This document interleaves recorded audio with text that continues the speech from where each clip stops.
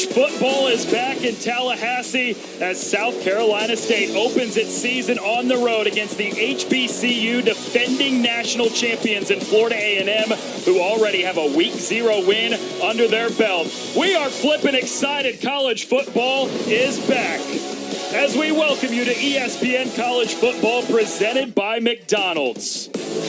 Florida A&M has the second longest home winning streak in all of FCS football and trying to add another today against South Carolina State to open the year in Week 1.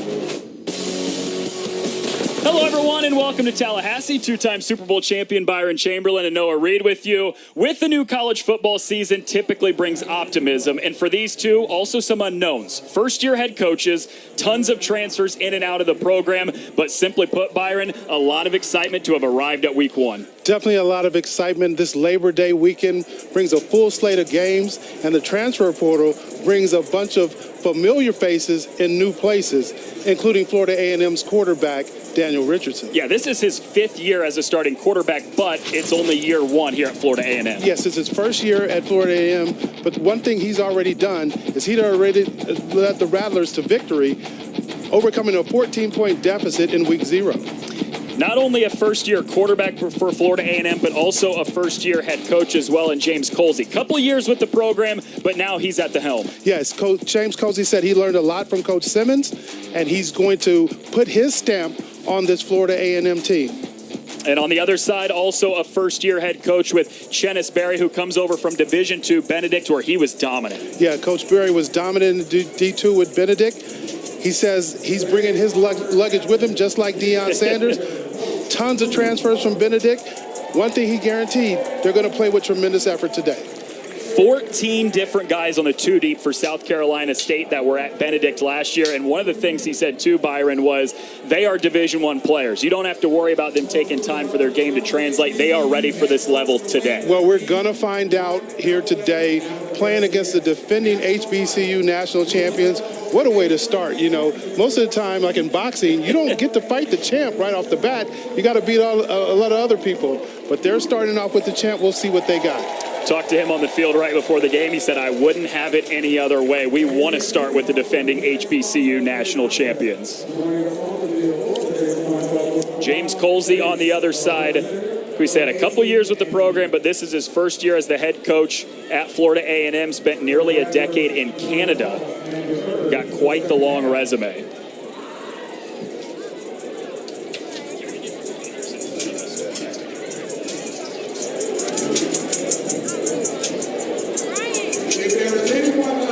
South Carolina State, Week 1 under Chennis Berry.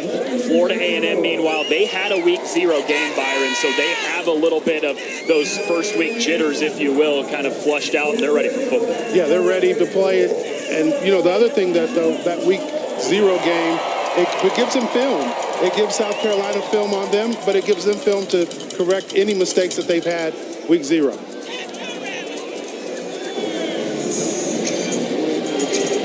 It was a come-from-behind win last week for Florida A&M, down 14-0 early in that game, came back to win it 24-23. Yeah, that's one thing Coach Colsey said. He said his guys went down 14 points, and they didn't flinch. They really focused in. They really committed to the game plan and found a way back in that game, and ultimately found a way to win it. Florida A&M won the toss. They deferred. South Carolina State, Week 1 for them, ready to receive and have the offense on the field to start the day. It's a booming kick to the goal line. With Carter, he takes a knee, and it is a touchback to start the season for South Carolina State. Like we talked about with Florida A&M, also a new quarterback, Byron, and Eric Phoenix, but he spent 4 years at Benedict with Coach Berry, so very familiar with his scheme, his system, and what he expects. Yeah, he's a guy that transferred to Murray State and then back with Coach Berry here at South Carolina State. One of the things that he said about Phoenix is he can see the maturity and the growth in him. He's a leader, he's a talented guy, and he's ready to lead this offense. Yeah, 4 years at the Division II level with Benedict. Spent last year with Murray State, where he played in just 3 games. Now plays his final season of college football for the guy he started his career for, now at South Carolina State. First snap of the season for South Carolina State. It's a handoff to Tyler Smith, and he's got nowhere to go. Wrestled down by the defensive end, Davion Westmoreland. Yeah, great job rallying to the ball right there. South Carolina State with 3 all-conference linemen coming back, they're trying to establish the run, especially what they saw week 0 from this Florida A&M defense.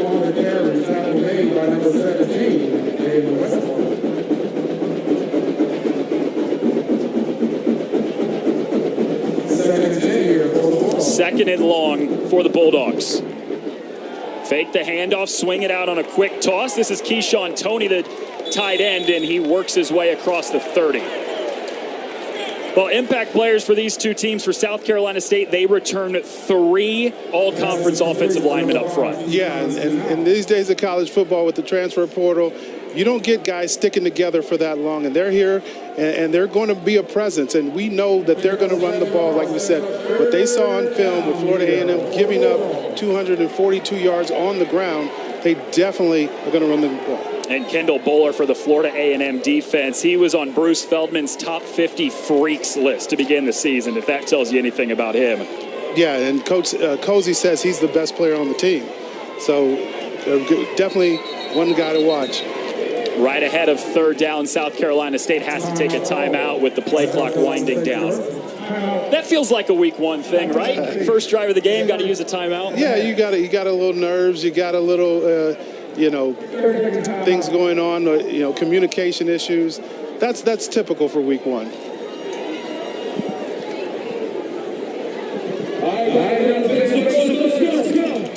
Coach Chenisberry, year 1 here at South Carolina State. He's been in coaching, though, football for nearly 3 decades, and he said all 30 of those years I've had the same 4 keys for every team I've coached: effort, penalties, turnovers, explosive. If you can win those 4 battles, you're probably going to win a football game. Yeah, those sound great to me. If you can give the effort, if you can win the penalty battle and the turnover battle, you give yourself a chance to win in any kind of conditions and any kind of game.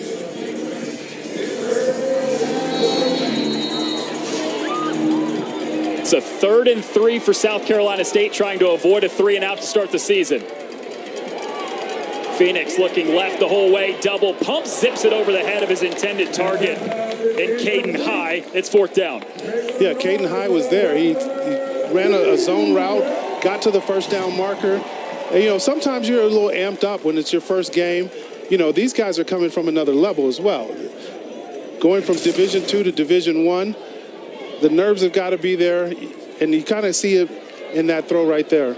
Brings up a 4th down and punting situation. That's something that you have some experience with. Division I football, you played at Mizzou. Division II football, you also played at Wayne State. And obviously, when you're going and talking about Power 4 level schools, there's a big difference. But even from D2 to FCS football, there's still a big jump there. Yeah, there is a huge jump. And the biggest thing is the talent level and the multiple guys who have extreme talent. And so when you make that jump, you got to be a great player. You got to pick your game up to another level. A 48-yard punt. Jamari Gassett calls for the fair catch at the 20.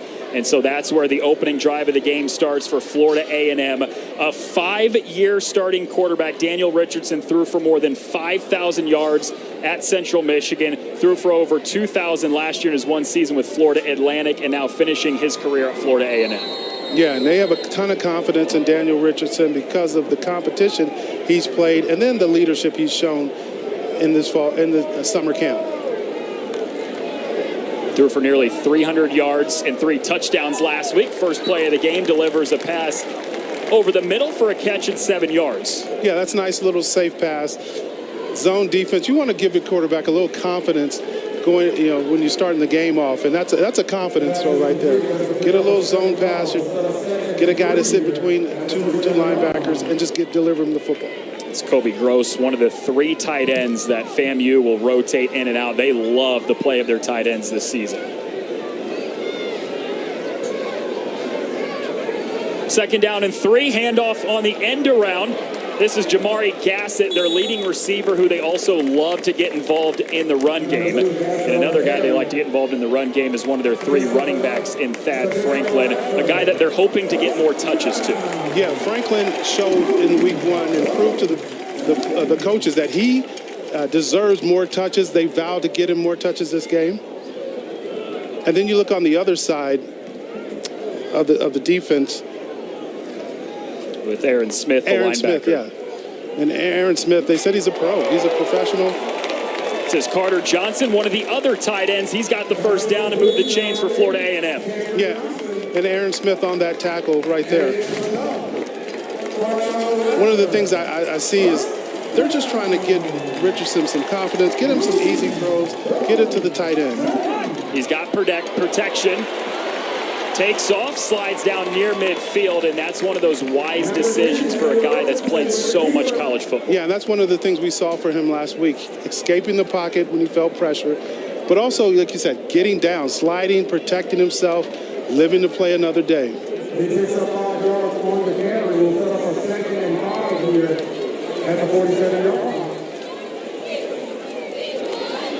2nd and 5, Richardson gives. This is Bo Somerset, their redshirt freshman, and he's got nowhere to go. Aaron Smith again in there on his 2nd tackle of this opening drive. Yeah, it's good to see Somerset out there. Somerset redshirted last year. The coaches have very high expectations from him this year, and so he's getting early chances, early carries. But they said they're going to give all 3 of these backs chances.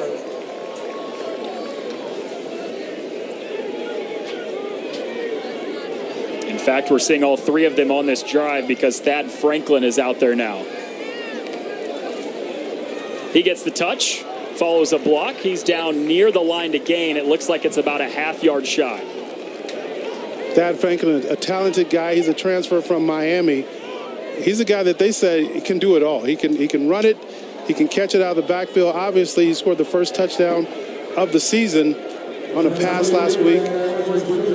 But he's a guy that they vow that they got to get the ball in his hands. You like them keeping the offense on the field here in 4th and short? I do. I think it's a well-calculated gamble. Watch for the hard count right here and try to get a free 5 yards. They snap it. Richardson leans over.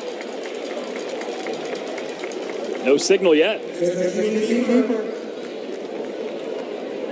Yeah, they're just trying to muscle them. They just try to get in a power formation and just blow them off the ball. And it looks like it's going to be a first down. Couple first downs on this drive for Florida A&M's offense, and they struggled to run the football last week in week 0, Byron. You can tell that's an emphasis early. Definitely an emphasis early, and that's a confidence play for that offensive line. Said, hey, we're going to put it on you. 4th and 1, midfield, we're going to go for it. Richardson to throw on first down, suffocating pocket, fires on the run, and it's complete inside the 30. Carter Johnson, but it was incomplete. Pulled it in, lost the handle, going to the ground. As you see, great job by Richardson with the pocket presence, stepping up when he feels the pressure and delivering a catchable ball. That ball's got to be complete. You got to, as a receiver, you got to hold on to that ball when the quarterback's feeling pressure and delivers a catchable ball like that.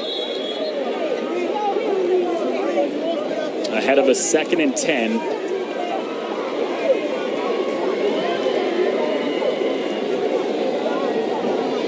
Stoppage of play.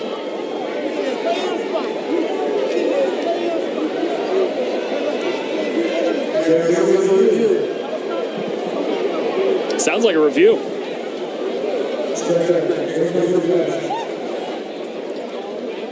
The ruling on the field is an incomplete pass. 2nd down. This one's probably going to be pretty quick. And they're not even, don't even need to review. All right, so 2nd and 10.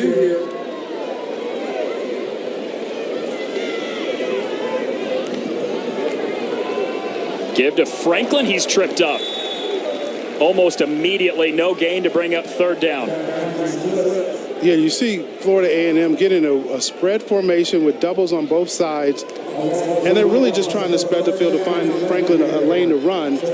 South Carolina State defensive line doing a great job of filling all the holes, not giving that Franklin a chance to even get started. 10th play of this drive for Florida A&M is a 3rd and 10 just inside midfield.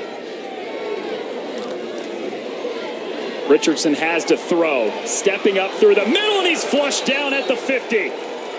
Jaden Broughton, a guy that they brought with them from Benedict, and they are so excited about, brings up 4th down on the sack. Yeah, you see Jaden Broughton here coming off the edge, just beats the guy with a little power and a little speed at the end and makes the play. Jaden Broughton's a guy that they said they expect a lot from him. He's the guy that's going to bring the pass rush when it's 3rd and long. And he's also the guy that they said can take that next step to that next level. Does a great job of getting the Florida A&M offense off the field here. Rattlers have to punt. It's Carter back to return it, and he calls for the fair catch at the 10. Both offenses, one drive into the game. There is no score between South Carolina State and Florida A&M.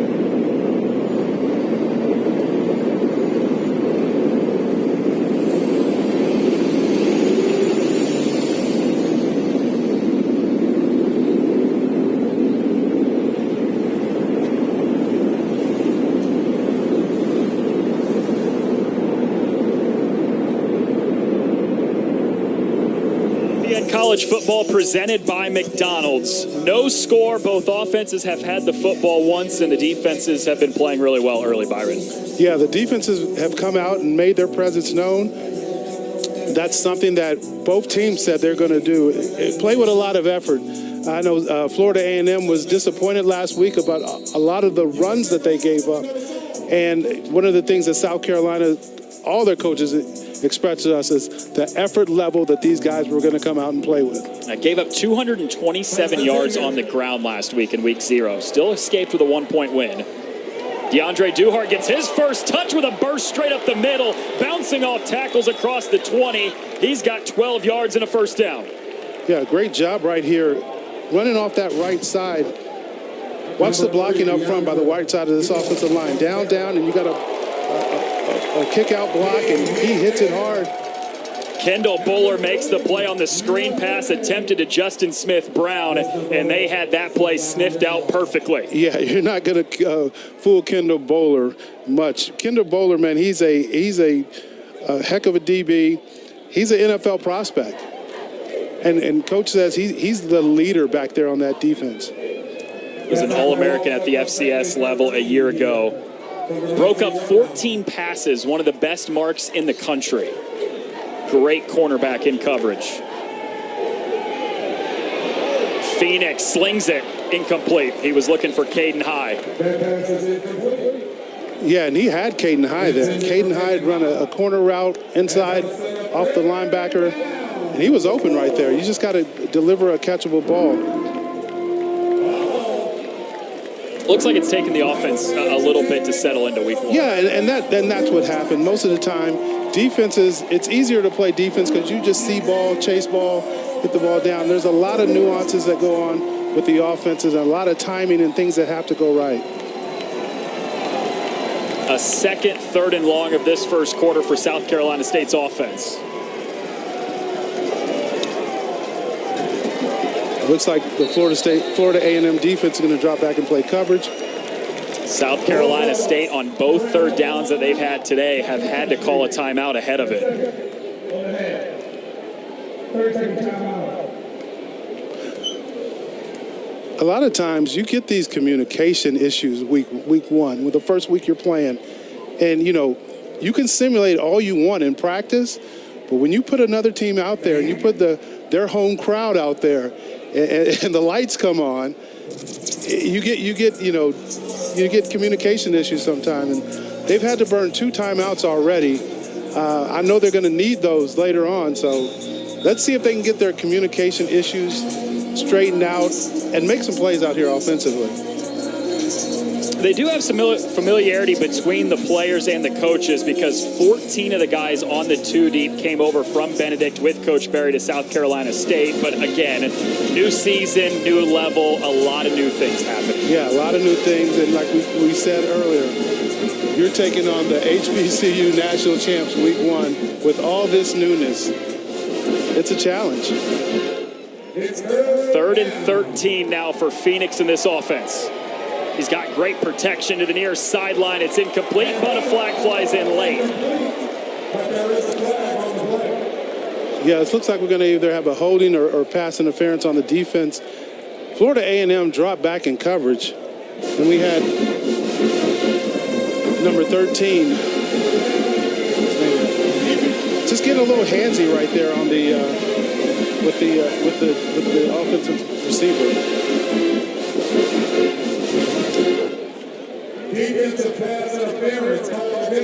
Yeah, you see the jersey tug right there. They drop back into a cover 3, kind of playing a soft coverage, trying to keep everything in front of them. Just getting a little handsy and grabbing that jersey. When you're out there on the perimeter, the officials are going to see that every time. Second first down of this drive for South Carolina State after they went 3 and out to begin the game. Receiver in motion. Here's a give to Duhart, and he swung down behind the line for a loss of 3. Davion Westmoreland with his second tackle for loss in this quarter. Yeah, Davion Westmoreland is a guy that they're counting on to shore up this defense. And he comes through, shoots the gap, and just makes the play behind the line of scrimmage. It was pretty funny. The defensive coordinator, Milton Patterson, said this week that pretty recently Westmoreland had this aha moment during practice where it seemed like it clicked, and since then he's been making plays. Yeah, and as a coach, that's what you love, when what you're trying to teach comes through. This is Carter off a quick screen pass, curling around the corner, has the first down before he's ushered out of bounds near midfield by Andre Powell. Yeah, and Carter's a guy that he's a kick returner and a punt returner. And once you get him the ball in space, he can do some damage with it. He shows you. Just get the ball in his hand, look at the speed, gets to the outside, picks up the first down for South Carolina State. Chennis Berry needed one word to describe him, electric, and that's all he had to say about Carter. It's a first down. Duhart with a cut up the middle, has a seam, barrels over a defender for a first down. Yeah, and you see this running game, and now here comes the tempo. Here comes the tempo. They're going to speed things up. I think they're going to run it again. They're going to put this game in this offensive line's hands. 12 yards to move the sticks for Duhart. When you're giving up 227 yards, you got to know you're going to see the run. You're definitely going to see the run, especially with a talented O-line like the Bulldogs have. Yeah, 3 returning all-conference offensive linemen. That's really the only and main returning pieces they have to this offense.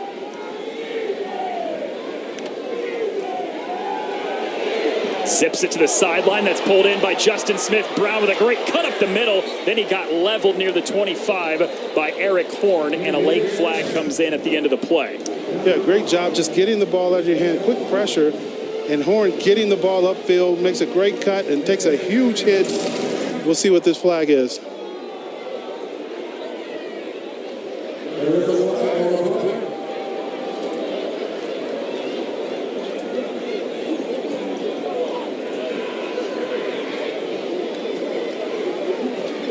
Ineligible downfield offense.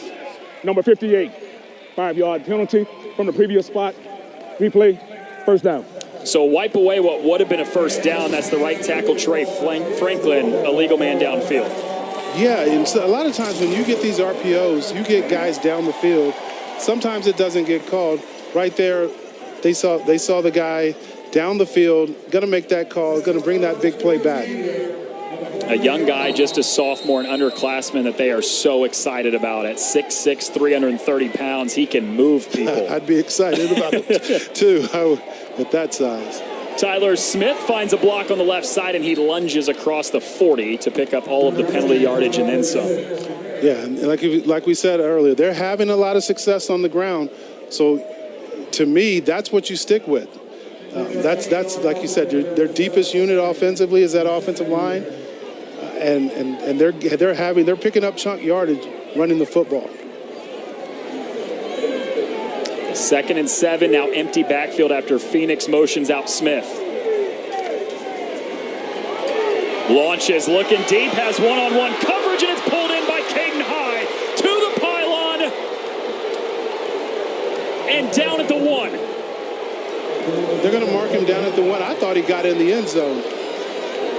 Look at this. You're going to see Florida A&M right here brings the pressure, brings the blitz, goes cover 0. And Caden High is a guy that they have been looking, that said he's going to make big plays when he get the opportunity. You gave him man-to-man. He ran right past the deep defender, and I think he got in. I'd be challenging this if I could.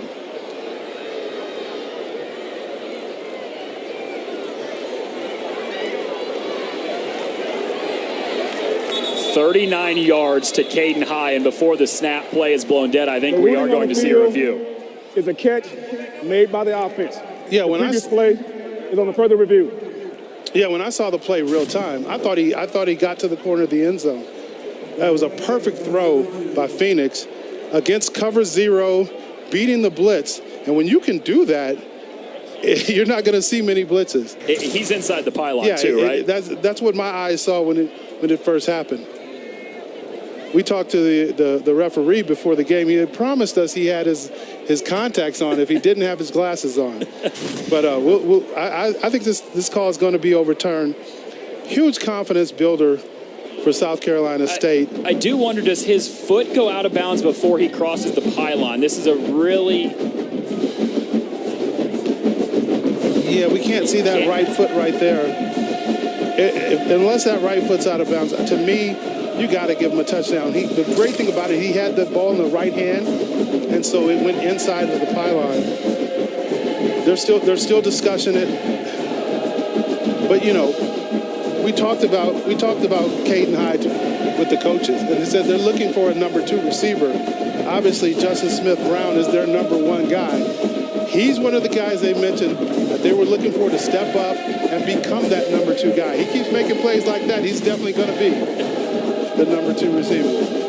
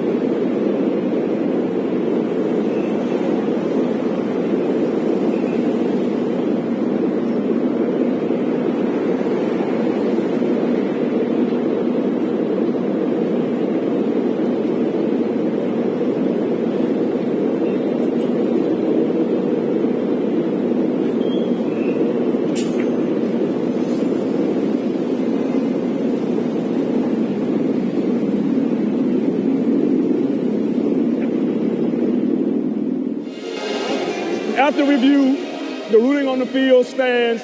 First and goal, South Carolina State. So there you have it, 39 yards from Phoenix to High to set up first and goal from the 1. Yeah, but once again, that's a huge play. We talked to Coach Berry about explosive plays, what they wanted to see. They got their first explosive play right there. Put them in a great position to try to get some points. Yeah, explosive plays are run plays of 10 or more yards, pass plays of 15 or more yards. That goes for 39 on a big play. Now, what really impressed me on that play was Phoenix, the quarterback, standing in there against the blitz. We've seen him miss a couple wide open receivers early. Putting the blitz on and the pressure in his face delivers a great ball to Caden Smith. Now we're down at the 1, knocking on the door. Bring in Josh Shaw, the running back for the first time. This is the guy they say is their short yardage guy on a first and goal from the 1. High in motion. Handoff to Shaw, stacked up right at the goal line, and he's still not in. Great penetration from that Florida A&M defensive line. Yeah, that was a great job by the Florida A&M defensive line. Getting penetration and winning the line of scrimmage. They bring in the heavy package right there, put the fullback up in front of the tackle. Put the fullback in front of the tackle, and they just beat him to the punch. Florida A&M won that line of scrimmage. Here's second and goal. Once again to Shaw. He's clipped down at the goal line. There is a flag, and he's marked down outside of the goal line. Yeah, this Rattler defense standing up on the goal line, trying to protect their house, but we got to see what this flag is about.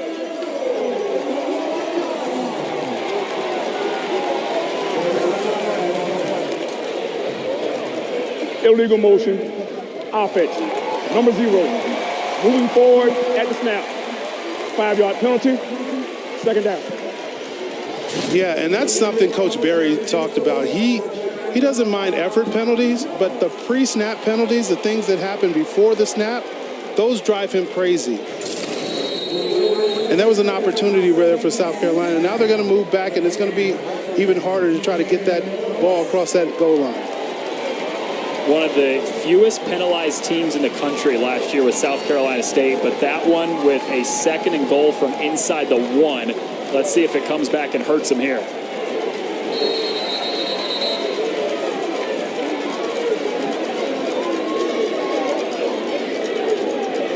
Timeout. Florida A&M.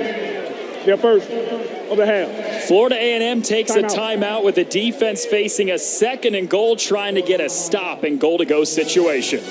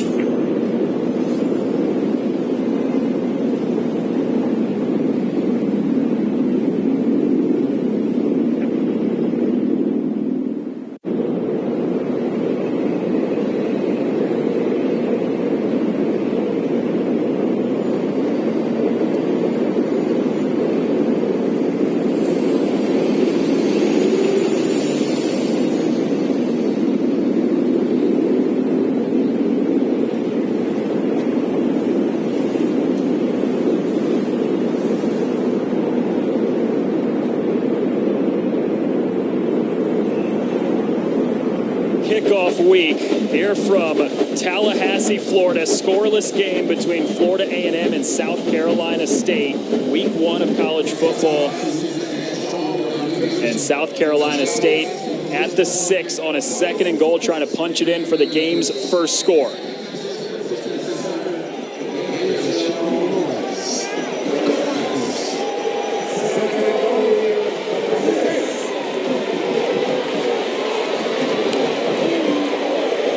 Phoenix holds on to it. The quarterback nearly stumbled, stayed on his feet, and he's twirled down at the 3 by James Ash.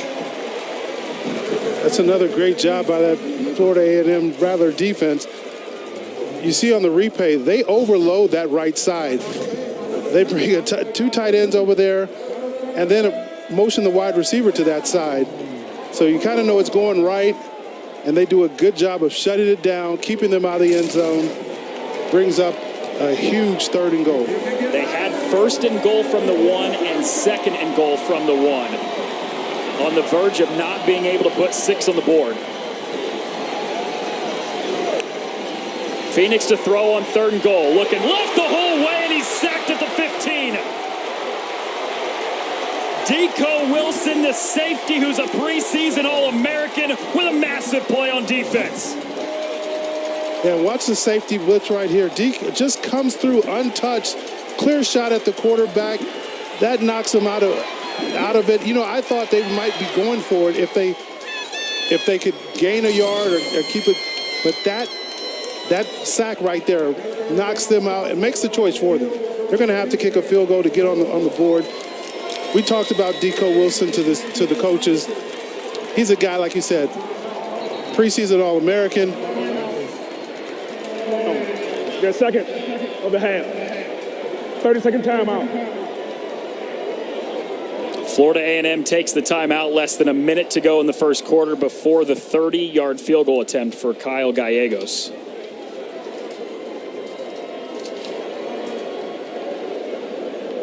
Well, between the two teams, we've seen 4 timeouts in the 1st quarter, Byron. I've said this once or twice already, but that also screams week 1. Yeah, definitely. It definitely speaks week 1. You know, Coach Berry told us they had a couple of scrimmages, but nothing like this, a game situation where you're playing a talented team like the Florida A&M Rattlers. You know, we'll see if those timeouts come back to bite them. We're going to need them at the end of the 2nd quarter.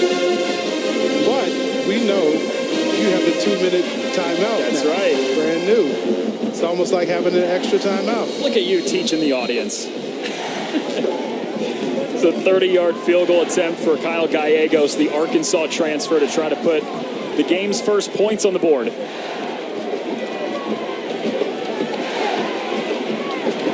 Snap and hold are down. Kick on the way, and it's right through the center by Kyle Gallegos. But a flag was thrown. Yeah, it's getting a little sloppy here. False start. Offense. Number 99. 5-yard penalty. 4th down. Once again, pre-snap penalties. Going to move it back. Going to make that field goal just a little harder to get.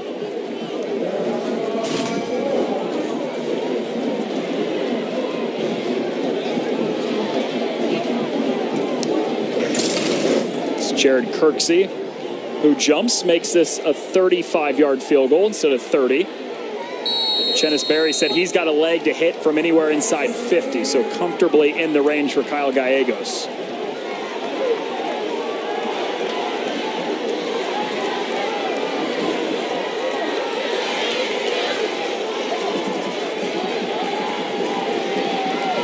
Gallegos drives it towards the left upright, and it is through. 3 penalties on the drive. Hurts potentially getting 7, but South Carolina State still gets 3. Timeout.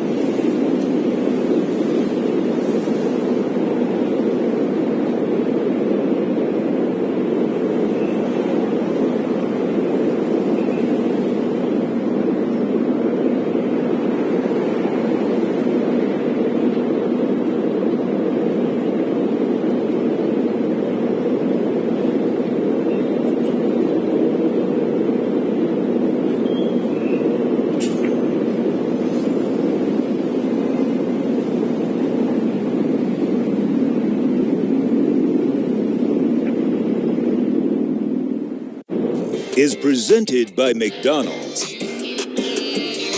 A&M, the defending HBCU national champions. Their running back, Kelvin Dean, 2 touchdown catches, puts them up in the fourth quarter, but late trailing by 2. A 38-yard touchdown pass to Jamarie Shareed puts them in front for good. The 16th HBCU national championship in program history for Florida A&M, and they have one thing in mind this season, Byron, going back-to-back. Yeah, going back-to-back is their goal. Coach Cozy, the new coach, said, he might be new, but the expectation is old for them. So they have tremendous expectation from the coaches, from the players, and especially from these fans. You won back-to-back Super Bowls, and you were telling me before the game that was the same thing for you guys. After you won the first one, there was nothing else that you could do to have a successful season other than win back-to-back. Yeah, that was the challenge, and Shannon Sharp, our tight end, stood up in front of the team and told the team, if we didn't win back-to-back Super Bowls, it's a disappointment. A lot of changes to this Florida A&M roster, but they do have a few key pieces back. Goldie Lawrence inside the 5 on the return, has a block, and he's chopped down at the 20. So a lot of turnover, not just the first-year head coach in James Colsey, but 59 players, either due to the transfer portal or graduation, not back in Tallahassee this year. And that's just college football. That's the land of college football we live in now. The transfer portal is going to bring changes, and coaches do it differently. Some coaches try to fill spots with the transfer portals. Others are trying to build teams with the transfer portal. They do return 3 all-conference offensive linemen. I know that's a position where you want to bring back some talent, and they do. 100%. You want to have that foundation up front because, as we know, every game is won and lost in those trenches.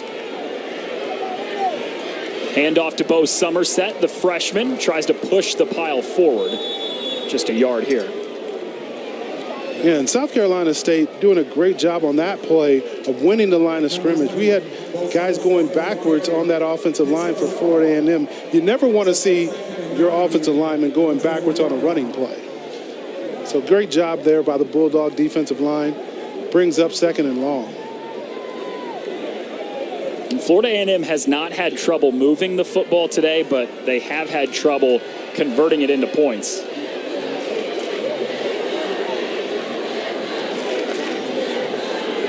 Richardson faces some heat, slings it out to the sideline. It's pulled in by Gross, the tight end, down near the 30.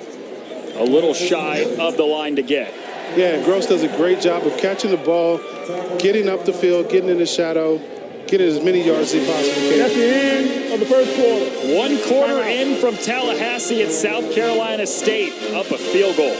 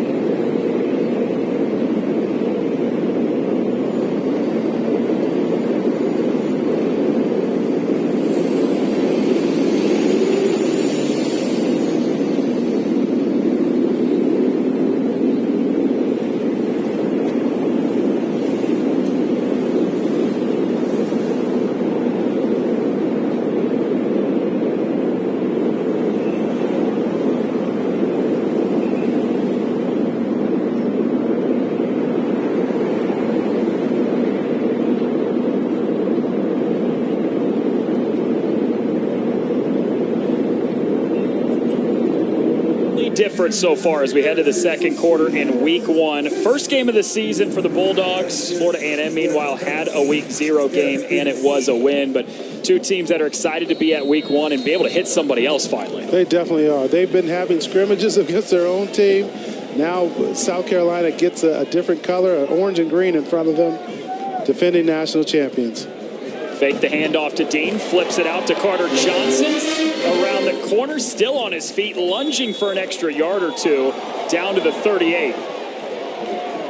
Yeah, good job just getting the ball to one of your playmakers out in the flat very quickly. I think that's one of the things you got to do. Get the tight ends involved. Why would I say that? No. It's almost like you have a little bias to that. Yeah. It looks like, there were some punches may have been thrown there by number 11, Smith.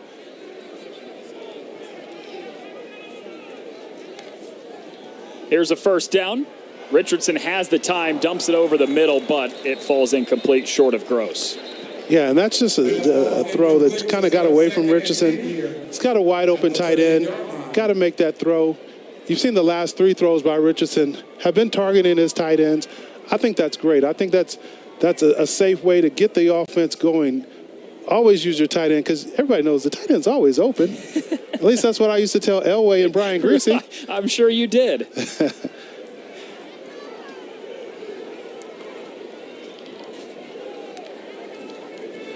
Second down, Kelvin Dean with a patient run following the block, and he's swung down at the 40 for a couple yards by Josh Barker. Like I got to say, I've been impressed with the front seven of this South Carolina State defense. They really have stuffed the run.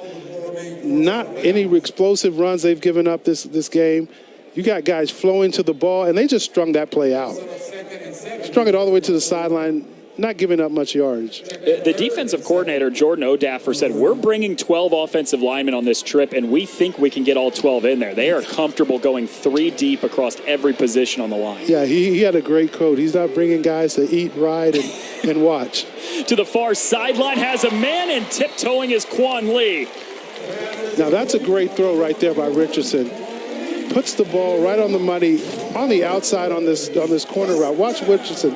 Stand in the pocket, steps up with confidence right there. That's a great throw. That's where you want to throw that ball, right on the outside where your player can get it, get some positive yards, get out of bounds and protect himself. You see that, and we talked to Coach about Richardson. Sometimes he just doesn't throw the ball with confidence. That throw was a confident throw right there. Moves the chains in South Carolina State territory. Kelvin Dean gets a yard. Yeah, once again, this front for South Carolina State doing a great job against the run. You got to know that, you got to think that was an emphasis this week. We're going to come in here and we're going to stuff the run. We're going to try to make them one-dimensional, but we're not going to get blown off the ball. We're not going to give up any big explosive run plays. The way they're playing up front, 4 down linemen, 2 linebackers, they're really focusing in on the run. 2nd and 9. Richardson lofts it over the middle to Lee. His second catch of the drive. It's another first down.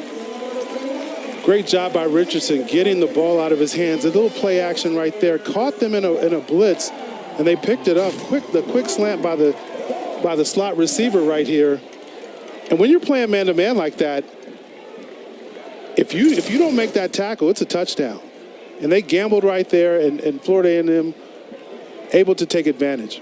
17 yards from Richardson to Lee. Brings up first down. Richardson to the air, uncorks it, looking to the end zone, and that is well incomplete. Led Jamari Gassett way too far. Yeah, just a great job right there by Gerard Washington on the coverage. He played it over top, wasn't fooled.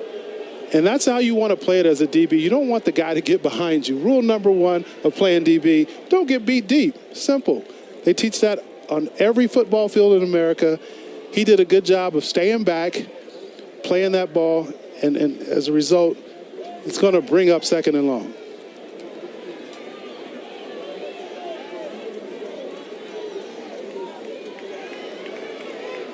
Looks like South Carolina's defense creeping up kind of showing man-to-man.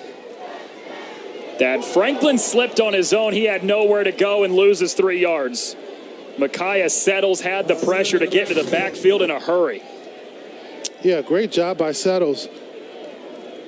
Really just defeating the block right there, shooting it, and making the stop for a loss of 3.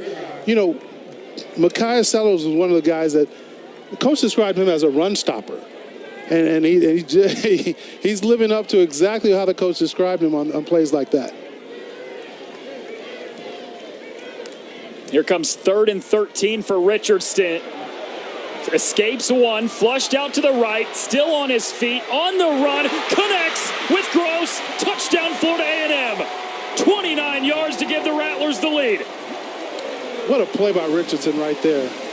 You know, he got in trouble, escaped the pressure in the pocket, and finds his tight end down the sideline. And Gross is a guy that can get down the field. He's a guy that makes some big plays in week 0 for them. And watch him right now. The pressure comes, gets away, keeps his eyes down the field. That's the most important thing right there. He's keeping his eyes down the field because he's scrambling to throw that ball. Finds an open receiver and delivers a dime right over the defender's head. And like I said, throw it to the tight end, man. 3 catches on the day for Gross. That one goes for a touchdown. A 9-play, 80-yard drive capped off with 7, and the Rattlers have their first lead of the day. Escape and pressure. Daniel Richardson finds his tight end. 7-3 FAMU.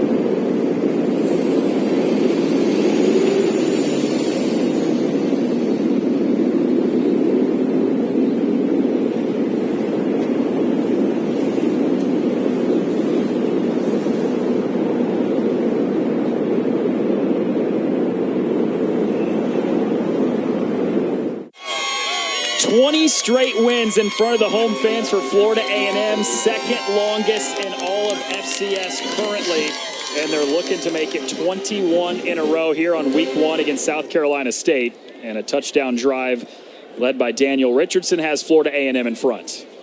Yeah, that pass, Richardson to Gross, has really gotten this crowd into the game, got the band playing. Man, it brought this stadium alive. A nearly full house here in Tallahassee. Great weekend for kickoff weekends.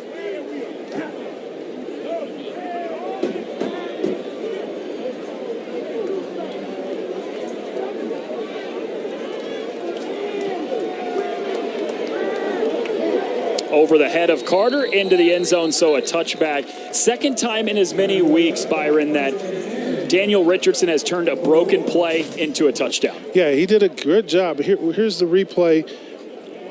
Good job of feeling the pressure, escaping the pressure. The thing that impressed me right here is once he gets out of the pocket, he's got his eyes down the field. He's looking to throw the ball, not looking to run.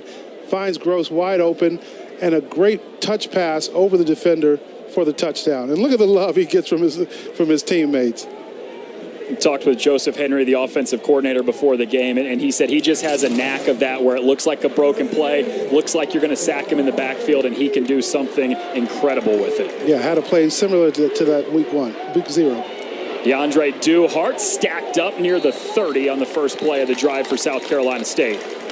Yeah, and that's a good job coming up from the secondary to make that play, stuffing that run.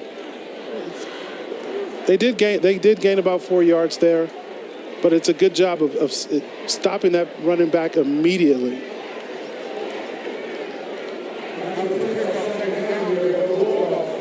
Right back to Duhart, running to the right, hurdles over a defender, and he's got the first down.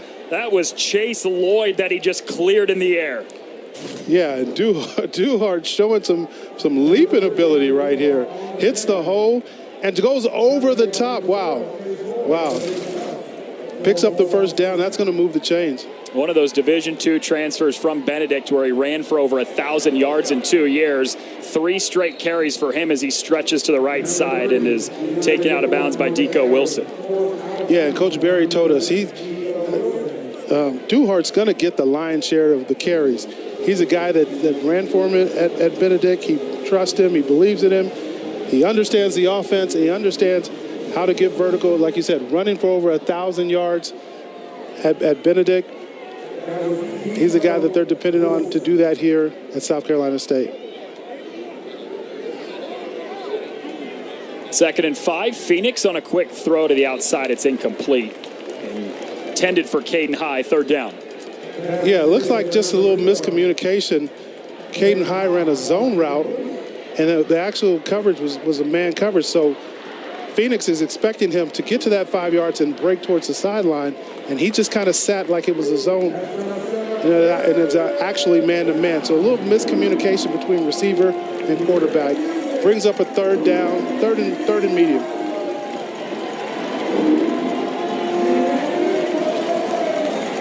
Florida A&M fans coming to life here on a 3rd down. Phoenix looking left the whole way, connects with a target. It's Justin Smith-Brown, the leading receiver, enough for a 1st down. Yeah, he's the go-to guy. Justin Smith-Brown just runs a 6-yard hit, gets past the line of scrimmage, catch the ball. And look, just getting the ball out of his hand and two of his best playmakers. Good job coming up and making the tackle. But Justin Smith-Brown had enough for the 1st down. They're moving the chains.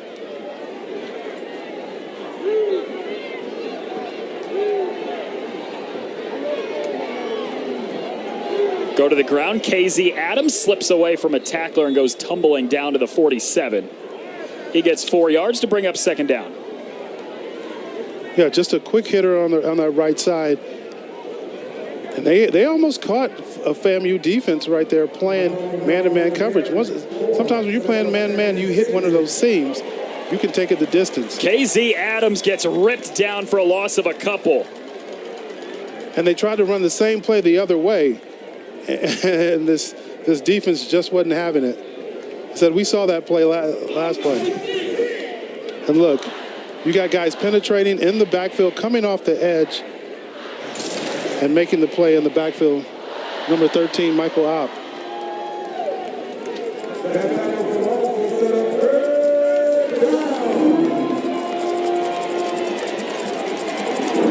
Third and long coming up here for Eric Phoenix. 6th-year quarterback, his first with South Carolina State. Needs 9 yards to convert. Flushed out to the right, chased down and dropped. It's James Gardner off the edge. James Gardner coming strong off that edge. He plays the position that they named the Fang. It's the Fang of the Rattler. And, you know, that's one of the packages that Coach Cozy said they weren't able to get into in week 0 because they didn't have a lot of 3rd and long. So they're in 3rd and long right there. And Gardner was able to come off the edge and rush the passer. 2 sacks today, Byron, both of them coming on 3rd and long to go along with your point. Yeah, and like I said, Coach Cozy said there was a lot of packages they weren't able to get to, and this is one of them, to put their athletes on the field and get after the passer. Trey Wilhoit on to punt. Jamari Gassett to return. He lets it bounce. Final 6:53 before halftime. It's Florida A&M on top 7-3, and the Rattlers offense coming back out on the field to try to add to it.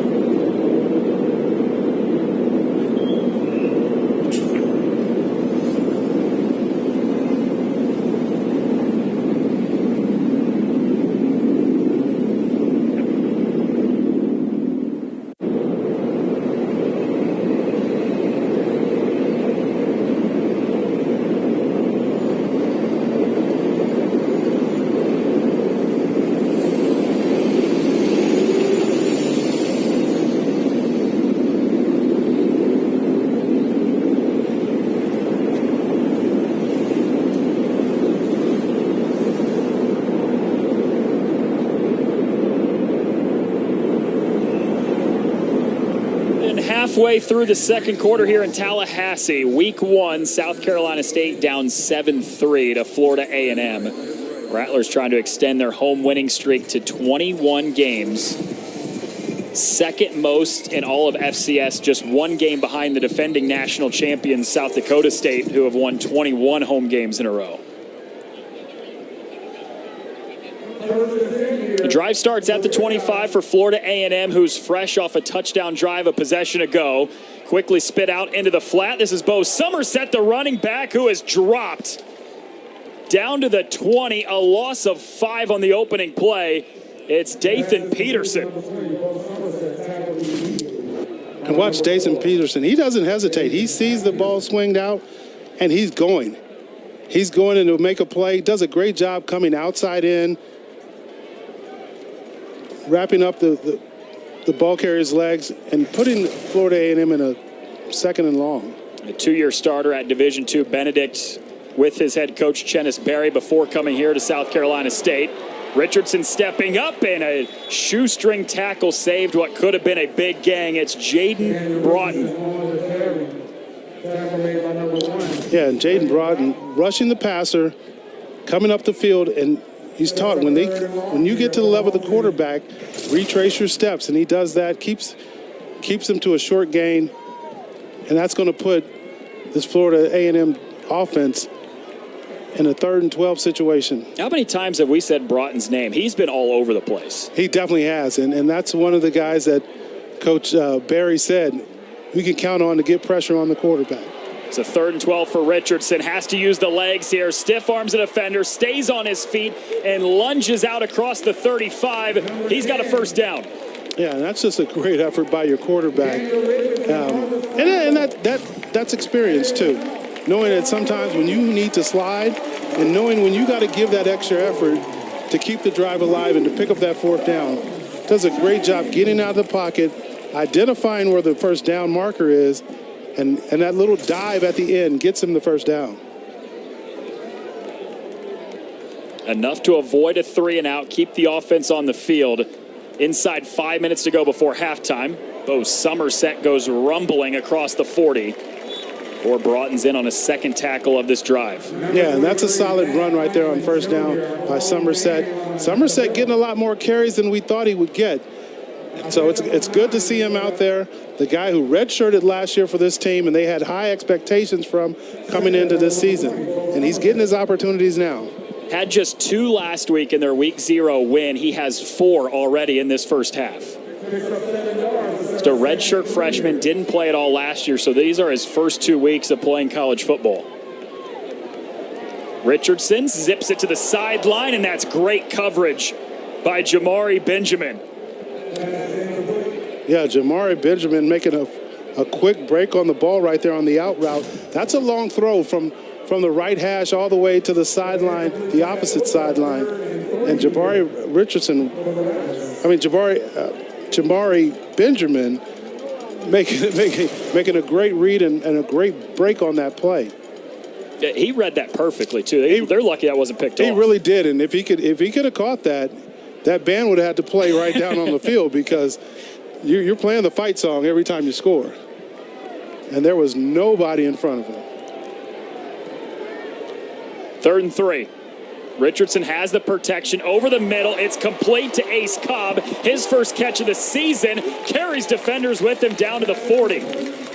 Now that's a great play call right there.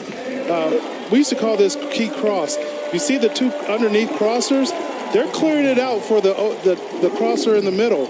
And Ace Cobb just finds a zone, sits in there, and picks up the first down. This is Marquez Bell on a screen pass, and he gets 10 more yards, moves the sticks. Yeah, really cranking up the tempo right here, trying to get the ball out, get it in their playmakers' hands, take advantage of what they've done, and moving this ball across into the Bulldogs' territory.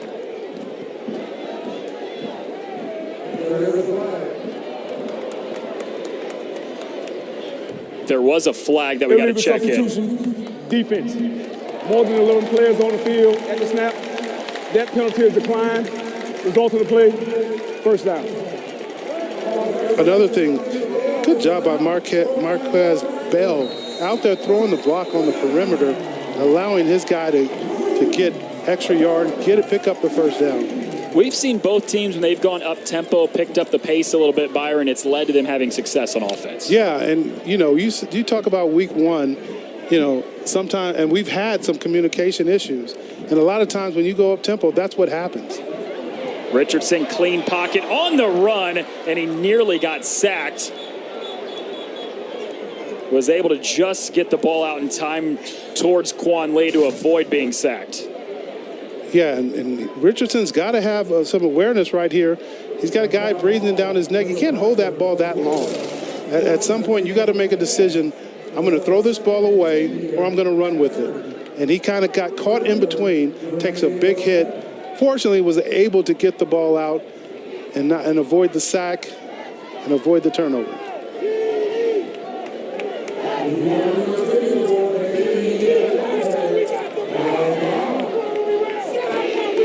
Second and long. Richardson wants the end zone, has Gassett. Incomplete, no flag. Yeah, I think that's a good no call. I think Gassett just kind of lost track of where he was, kind of lost track of the ball in the air. And that's a good job. Just a good no call. The defender's in good position. Although he doesn't look back for the ball, there's not a lot of contact there. That was also Jamari Benjamin on the coverage, who nearly had the interception a few plays ago. He's got the one-on-one coverage there. Yeah, Jamari Benjamin, like they said, they're probably their best coverman guy. He's a guy that they can put one-on-one on Florida A&M's number one receiver and feel very comfortable with that. Had team-leading 3 interceptions a season ago. Same play, one-on-one coverage to the end zone. Jalen Ward, incomplete. Marcus Samuels with the coverage there for South Carolina State to break up what could have been 6. Yeah, and that's a great ball thrown by quarterback Daniel Richardson, but there's a flag on this play. Holding. Defense, number 5. 10-yard penalty, automatic first down. Well, 2 great plays on the drive by Jamari Benjamin, but this time he gets called for defensive holding. Yeah, and he just kind of got beat off the ball by the slot receiver to the inside, and he just got a little handsy, grabbed the jersey. A lot of times, like we said earlier, when you're out on that perimeter and you grab jersey, they're going to see that. Sometimes you can get away with it when you're in the interior line, but not out there on the perimeter, playing one-on-one defense. 4th penalty of the game for South Carolina State. This is Franklin, a guy that they said we have to get more touches to. After he got just a few last week in week 0, the offensive coordinator, Joseph Henry, said we came out of that game and the first thing we said as coaches is Thad Franklin has to have more carries. Yeah, Thad Franklin, the transfer from Miami, the guy that they said is their most talented running back. He can do it all. He can run the ball, he can hit the home run, he can run with power, and he can catch the ball out of the backfield. He had 5 touchdowns at Miami 2 years ago. That was the most of any of their running backs. So he's played at an extremely high level and been successful. Yeah, playing in the ACC, making big plays down in Miami, and now he's here at Florida A&M trying to do the same thing. Second and long, dumps it off. This is Franklin. Catches the ball out of the backfield, lowers the shoulder. At 230 pounds, he is a physical running back. Yeah, the coach called him a load, and he really finished off that run right there after catching that ball. Look, and this is what you want out of your big physical back. You catch that ball in the flat, get as many yards as you can, and when you get contact, just lower your shoulder, try to get as much as you can. It takes 3 guys right there to get him on the ground. What a great effort right there by Franklin. 2-minute timeout. The first 2-minute timeout of the season. It's a 3rd down coming up for Florida A&M when we come back. The Rattlers trying to add on to the lead right before halftime here at home up on South Carolina State.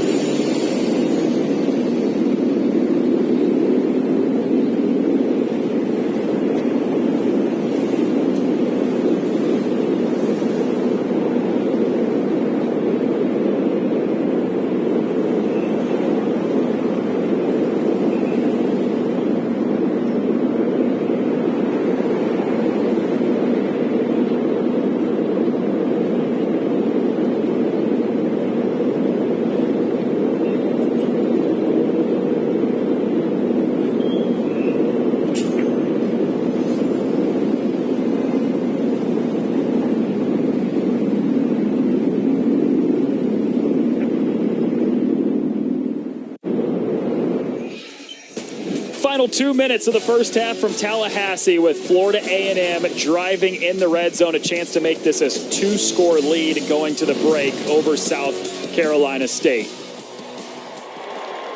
Third down, Jamari Gassett. Trick play on a reverse. Franklin, the running back, throws it, and it's nearly intercepted. Aiden Weber, the linebacker, could have had a pick.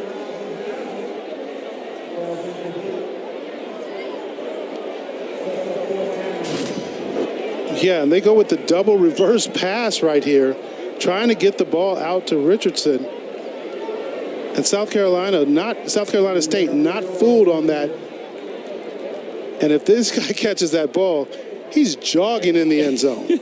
Like, literally, he can take a Saturday night stroll into the end zone. So instead of conversion, it's a field goal attempt here for Florida A&M. 31-yarder for Cameron Gillis, and he missed it. A promising drive is what it looked like for Florida A&M, but they come away with 0. Still a lead with the final 1:48 of the second quarter coming next.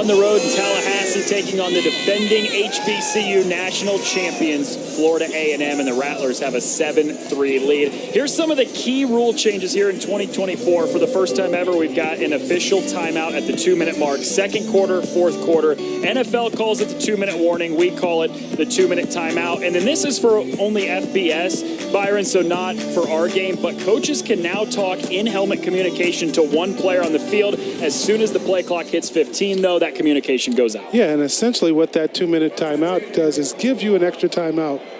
Here's a toss on the end around for Carter. He wants to launch deep. Has a man, and it's Caden High who pinpointed it up top, but it falls incomplete. Wow, and now we have all the trick plays coming out. I was going to say, these offensive coordinators are in their bag right now. Yeah, they're in their bag. First, we see the double reverse, and now we see this play right here. Caden High has the ball in his hands and just can't control it as he hits the ground. What a good effort. But we got to control that ball, and he's going to come out. It seems like he got a little injured, a little banged up on that play.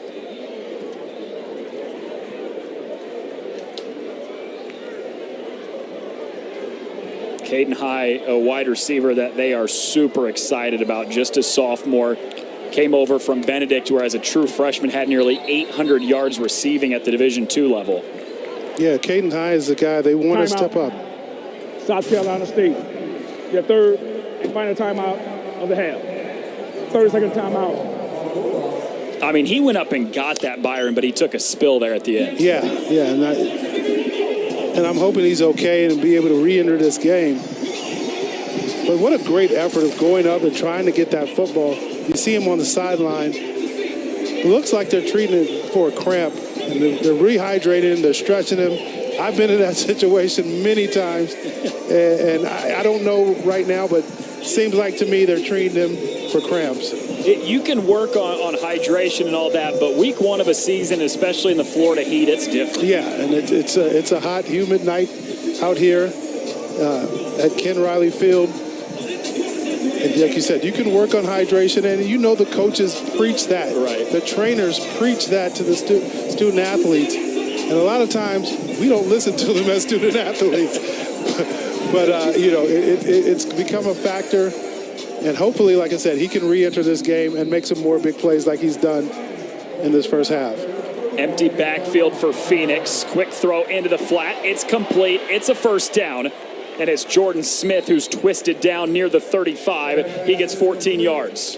Nice play out of the backfield. We used to call that play Y stick. You just run a 5-yard hook if it's zone. Great job of just sitting in the zone, having the ball delivered and getting the first down. Empty backfield again for Phoenix. It's Smith once more, all the way down to midfield. Give him 16 more. They're really spreading them out with these 5 wide receivers and taking advantage of their matchup inside.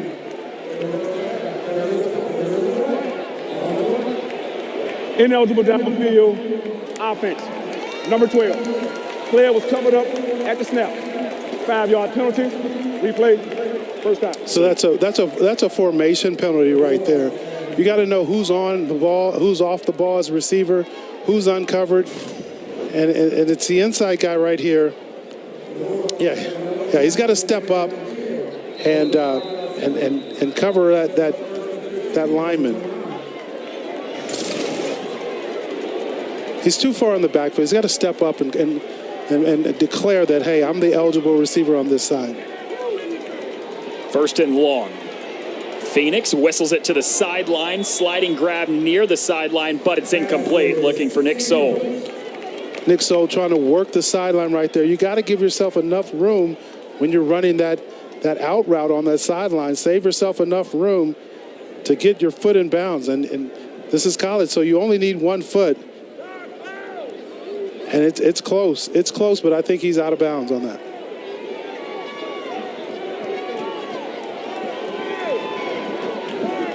Need the 44 for a first down. Phoenix over the middle, pulled in. Justin Smith-Brown has that first down into FAMU territory. And that's a great throw by Phoenix right there in the middle of the zone.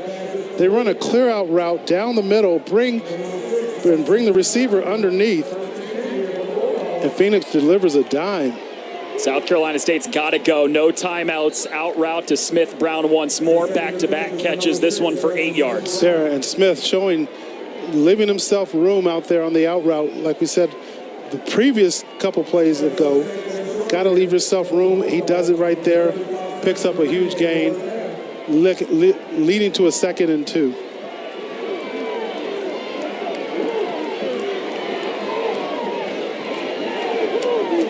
Phoenix rolling left, has time. He's got dual threat ability, and he uses it here for the first down inside the 30. Great job by Phoenix, not seeing that there wasn't anything there. Kind of rolled to his strong side, his left side. He's a lefty, and just kept on going. There was nobody there to stop him. Picks up the first down and gets out of bounds. You know, the one thing I see right now is the Rattlers are playing so far back on a deep zone. It's leaving a lot of yardage there for South Carolina, and they're taking advantage of it and moving the ball down the field. Got him to jump, free play. They want the end zone, why not? Oh, he dropped it. Nick Soule had a sure touchdown, but it goes in and out of his hands. Man, I am super impressed by Eric Phoenix. Offside defense. Number 23, 5-yard penalty. Replay, first down. I'm super excited about Eric Phoenix. What I'm seeing from him right now, he started this game a little jittery, overthrowing the ball. He's really putting the ball on the money right now, and that's a catchable ball for a touch. Should be a touchdown. You got to make that catch if you're on scholarship. He missed a couple throws early in this game that you alluded to, but he's dialed in right now. He's really dialed in, and to show he's really got control of the offense, even getting guys to jump off sides, and that's all the quarterback right there. They do get 5 yards out of the penalty.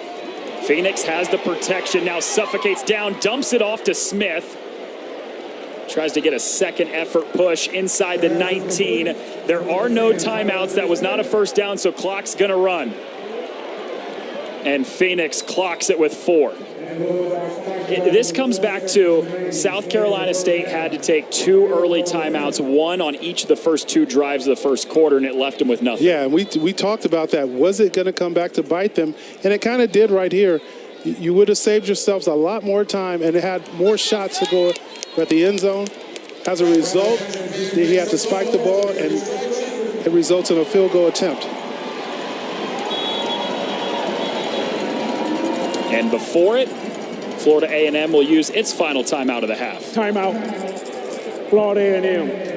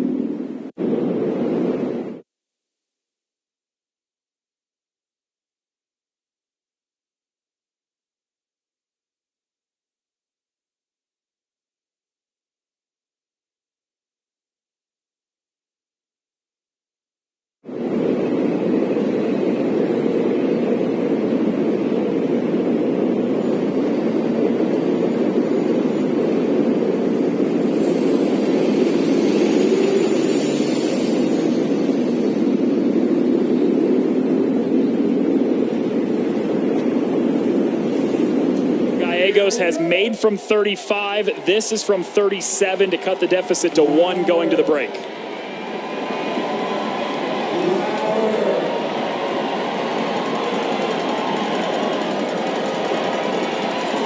Gallegos just hugs inside that left upright.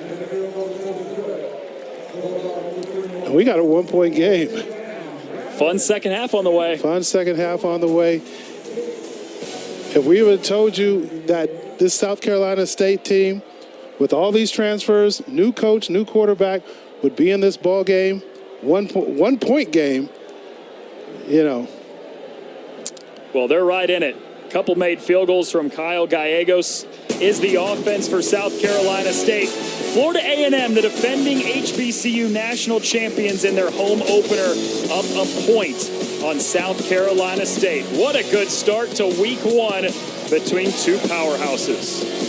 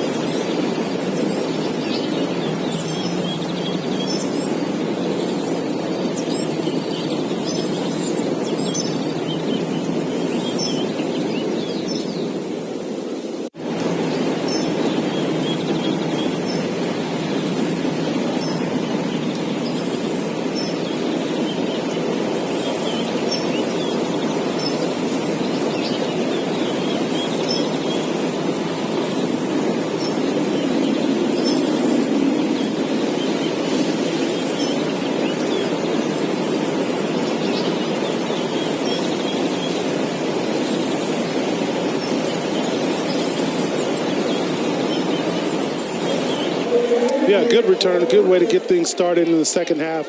Let's see what adjustments Florida A&M has made. Let's see if they can march this ball down and get a touchdown. Daniel Richardson, more than 100 yards through the air and a touchdown in that first half, and he got it going pretty early and was able to carry that forward through the rest of the half. Yeah, he did. 10 of 17.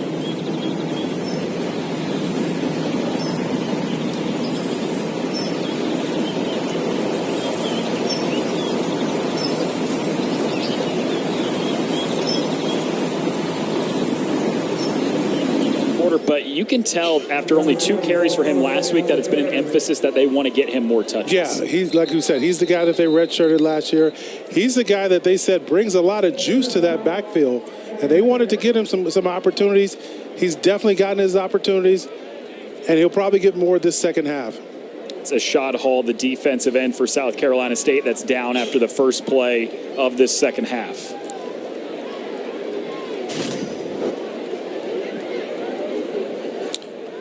Yeah, he's just coming off the edge, makes the tackle right here. And a little friendly fire right there from his own player. It was just a rotational piece last year, but Jordan O'Daffer, the defensive coordinator, thinks he's got a chance to be very special this year because of a big jump during the offseason. Yeah, I don't like to speculate, but the way he's kind of walking, looks like he may be cramping up a little bit. And cramps have been a problem here in this game. It's very hot, very humid out there on this field. And so guys have got to hydrate, get themselves in positions where they can perform. And that's the first thing that they're doing, getting him the water. Jordan O'Daffer, one of 10 coaches for South Carolina State that are in their first year with the program of the 13 coaches. So it is a complete overhaul for South Carolina State. Yeah, it's been an overhaul offensively, defensively, and on the coaching staff. Fake to Somerset. Richardson facing heat, just got rid of it in time. And that's that veteran experience by Richardson right there. The play action fake, gets pressure immediately, and he understands that I just got to get this ball out. Don't take a big loss. Don't set my offense back. And just simply has a man in the flat, throws it away, and lives to play another day. Aiden Weber came storming through the middle, and Jaden Broughton off the edge. And Jaden Broughton is a guy we've been talking about. We've said his name several times in the first half. A guy that they assured us would get after the quarterback. He's really living up to the expectation that his coaches have set for him. I know this came at the Division II level last year for him, but 24 tackles for loss. That's a guy who lives in the backfield. That is a guy that can get it out. Trouble with the snap. Richardson was able to corral, throws over the middle, and it's knocked away by Diego Addison in coverage. That was very nearly a disaster for Florida A&M. It's still fourth down. Yeah, and we talked to Florida A&M offensive coordinator, and he told us the one thing about Daniel Richardson is he's very cool-headed. He's very cool in the pocket. Even when things are messed up all around him, he can keep a cool head. He shows that right there by picking up that snap and giving the opportunity. Obviously, they didn't complete it. It's going to wind up in them punting the football, but it doesn't wind up in a turnover. A 3-and-out to start the third quarter for Florida A&M. Trey Wilhoit on to punt. Ianaj Carter back to return it. Calls for a fair catch, and a booming kick has him retreating back to the 15-yard line. 51-yard punt for Wilhoit. Not great starting field position for the Bulldogs when we return.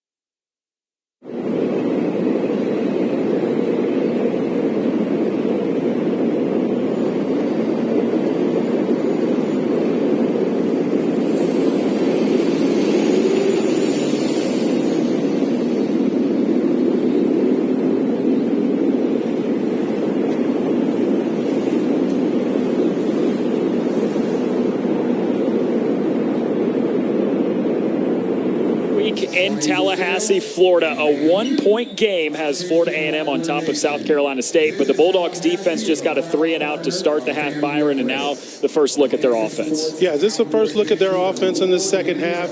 You know, they heated up in that last drive. Quarterback Eric Phoenix was really dealing the ball, moved them down, got that field goal to make it a one-score game. I suspect that they're going to put the ball in his hands and let him throw it around the ballpark. 9 for 15, 114 yards in the first half. First play is a handoff to Tyler Smith, who bounces to the edge, and he got planted shy of the original line of scrimmage by Michael Opong. Yeah, Michael Opong does a great job. The ball's stuffed in the middle, bounces outside, and Michael Opong with enough speed to run it down, get him out of bounds. And that's going to lose yards, actually. That's going to put them in a 2nd and 11. Second time today Opong has made a play in the backfield.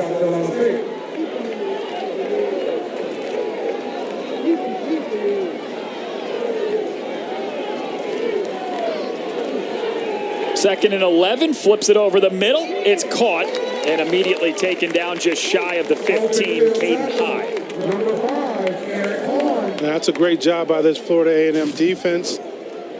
As you watch, they're playing a cover 4. They're playing deep, so anything that's going to be complete is going to be underneath. And he just does a great job of closing on the receiver and making the tackle.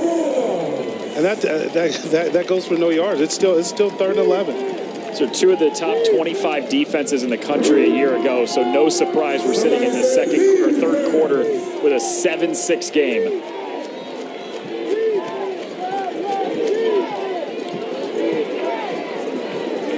Florida A&M went 3-and-out to start the half. Now the defense trying to do the same to South Carolina State. And ahead of a 3rd and 11, a timeout taken by South Carolina State, and this is deja vu of what happened in the first half. Timeout. South Carolina State, their first of the half. 30 seconds timeout. Yeah, Florida A&M defense gave them a really weird look right there. They lined up in a cover 4, but Deco Wilson came down like he was going to blitz. And I think that might have confused the quarterback. Smartly goes to the timeout, doesn't understand what defense is going on, want to make sure they're in the right play. It did come back to hurt them at the end of that first half. They ran out of timeouts. They had to clock the ball late and only had 4 seconds left to attempt a field goal instead of try to get one more shot to the end zone because they called a timeout on the first and second drives in the first quarter. Yeah, let's see how they manage their timeouts here in this second half. And like we said, by the way, they get an extra one with that 2-minute timeout. That's a great point. Another look here at that formation you were talking about with Deco Wilson coming in off the right side of your screen showing pressure. Yeah, they're lined up in cover 4. Deco Wilson comes down like, I've never seen that coverage. I know he's probably never seen that either. He goes back, but smartly the coach calls a timeout. Wants to get them all on the same page. 3rd and 11 coming up. Florida A&M's defense has had 2 sacks on 3rd and long today. Phoenix with great protection. Rolling right now, using the legs. He's got nowhere to go, and he's tripped up shy of the 20. Gets a few yards, but it still brings up 4th down. Yeah, and that's on the coverage right there. They just rolled to a robber-type coverage where the man came down in the middle, taking away any throws in the middle. A good job, and sometimes it's the pass rush, sometimes it's the coverage, and right there the coverage caused that play not to work.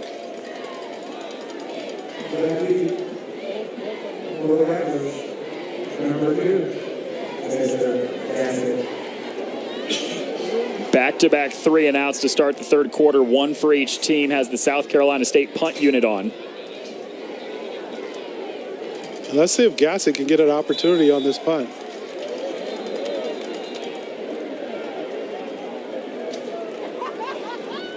Delay of game, offense. 5-yard penalty, 4th down. Backs up South Carolina State 5 yards, and now Cobb, the punter, will be in his own end zone to punt it away. And that's the second time on this drive that the clock is running down on them, and they take the penalty. They're going to back them up. And Gassett is an explosive returner. Let's see if he gets an opportunity. This is also the backup punter, too, for South Carolina State because Dyson Roberts got hurt on his last punt. But Cobb gets it away, and it's a clean punt that has Gassett chasing to the sideline.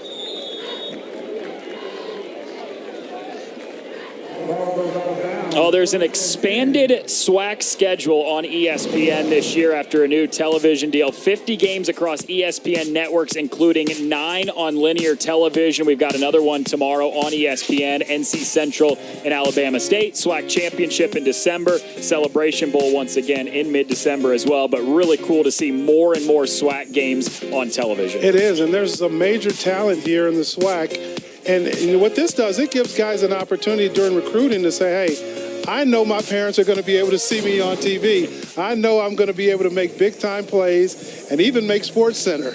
I don't know if you saw this, but Nick Saban brought it up on College Game Day today, too. He said Deion Sanders really helped expand and get a new TV deal for the SWAC, and because of that, you're seeing the talent. This is Carter Johnson, the tight end, off the swing pass, and he's out to midfield. Yeah, that's just a good start for this Florida A&M offense. A safe pass out to the flat to your tight end, and he's able to get you positive yards.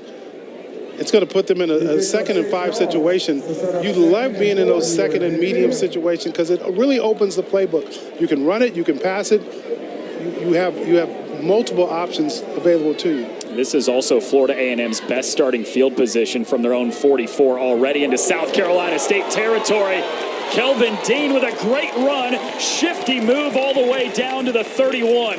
Yeah, and that's the best run of the day that we've seen from Florida A&M. And Dean, the MVP of the Celebration Bowl, so he's a guy that has made big plays, and they have depended on to make big plays. And it looks like we had a little extracurricular activity down there, and there's a flag being thrown.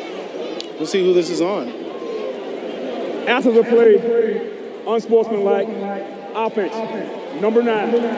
Unsportsmanlike defense, number 2. Penalties offset. That's both players' first unsportsmanlike of the game. Yeah, and immediately James Cozy III pulls him out of the game right there. He made a big run right there, and things happen. But you got to keep your cool. You got to keep a cool head, and don't cost your team. And that could have cost the Rattlers after that explosive run. 19 yards, too, for Kelvin Dean, the longest run of the game so far for FAMU. Looks like he's going to be replaced by Thad Franklin. The Miami transfer, who they are really excited to have this year.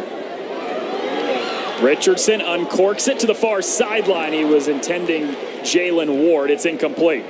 Yeah, and that's just good coverage right there. Richardson does a great job of stepping up and delivering the ball. But that's really good coverage right there.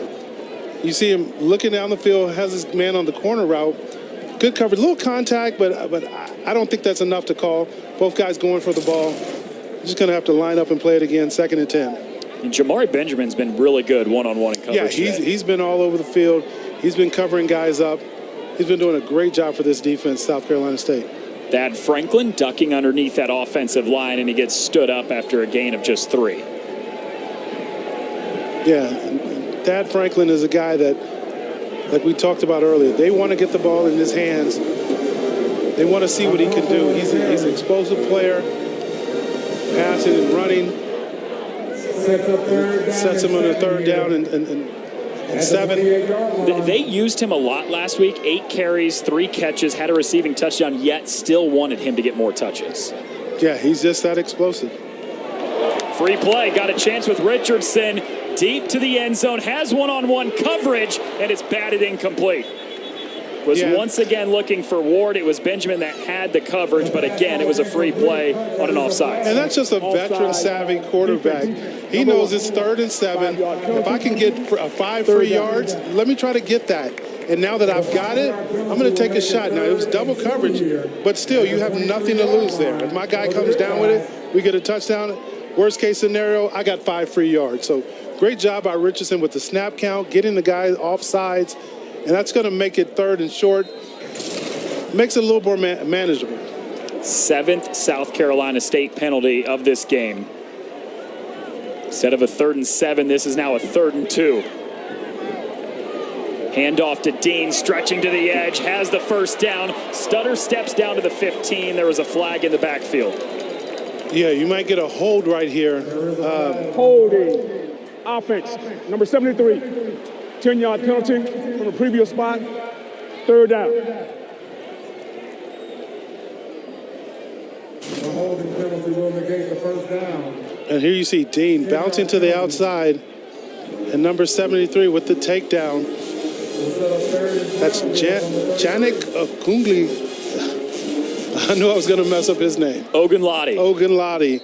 Yes. And you know, when plays are supposed to run inside and the back bounces it outside, a lot of times that's when you get those holding penalties. Guys are expecting the ball to go inside and it just bounces out, holds on a little too long. Ref is going to see that. So now a 3rd and 2 turns into a 3rd and 12. Richardson steps up, avoids one, pump fakes, now throws on the run, has a first down. Ace Cobb with the catch on 3rd and long to extend the drive. 17 yards to move the sticks. You know, I've really been impressed by Daniel Richardson when he escapes the pocket. He really does a great job of moving with his eyes down the field to throw the ball and becoming a threat to run it. But in this situation, understanding it's a little too far for me to run, Ace Cobb does a great job of scramble drill, getting in an open situation, and picking up that first down for Florida A&M. Was in a quarterback battle all the way till the end of camp with Junior Muratovich. Said they were trading reps with the number 1s every single day. Richardson slings it to the sideline. It's pulled in by Kelvin Dean. That's another first down for Florida A&M. Kelvin Dean with a nice catch on the sideline. That's actually the same play that they ran week 0, and Thad Franklin caught the touchdown, the first touchdown of the year. And now they're going with their tempo. Oh, fumbled the snap. Richardson dives on it. Ball's still loose. And the Rattlers, for a moment, looked like they hopped on it, but South Carolina State saying it's their ball.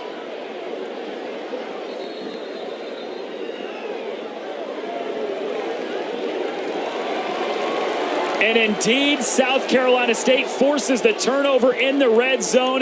Jaden Broughton, who else comes away with it? There's that man again, Jaden Broughton. And Richardson does the one thing you can't do once you get inside the red zone, and that's turn the ball over. I mean, that's a huge change in momentum. That's a huge, just a demoralizing play when you driven the ball all the way down, you're in the red zone, you're thinking you're going to get points, and all of a sudden, the other team comes up with the ball. That can be demoralizing for a team.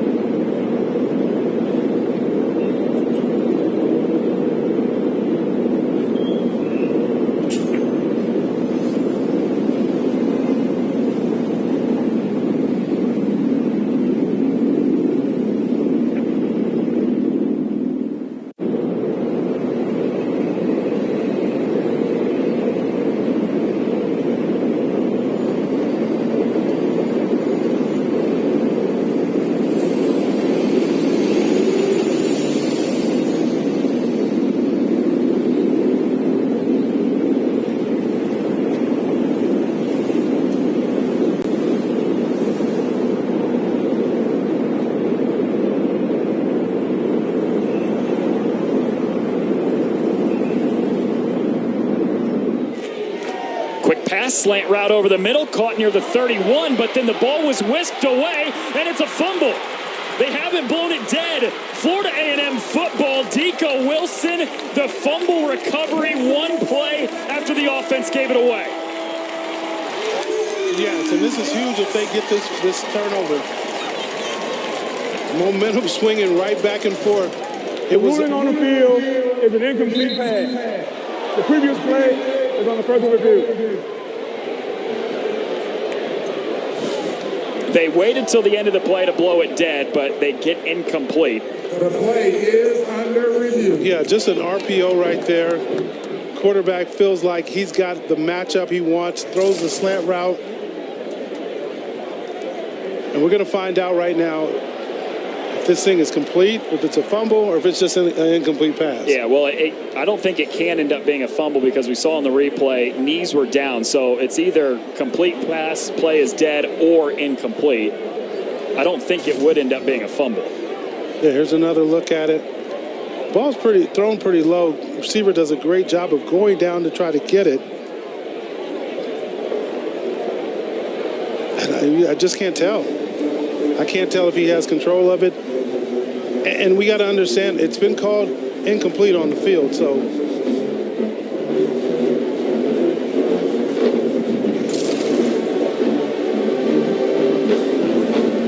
Yeah, you alluded to it. Play on the field is called incomplete, so that's always worth note when going to a review.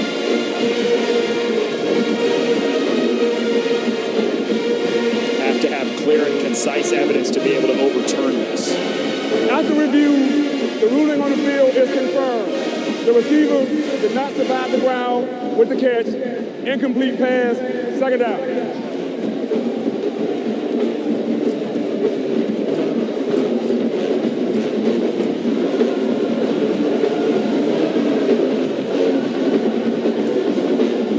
So that's confirmed, not stands. And it was a quick review, too. Sets up second down and 10 here for the Bulldogs.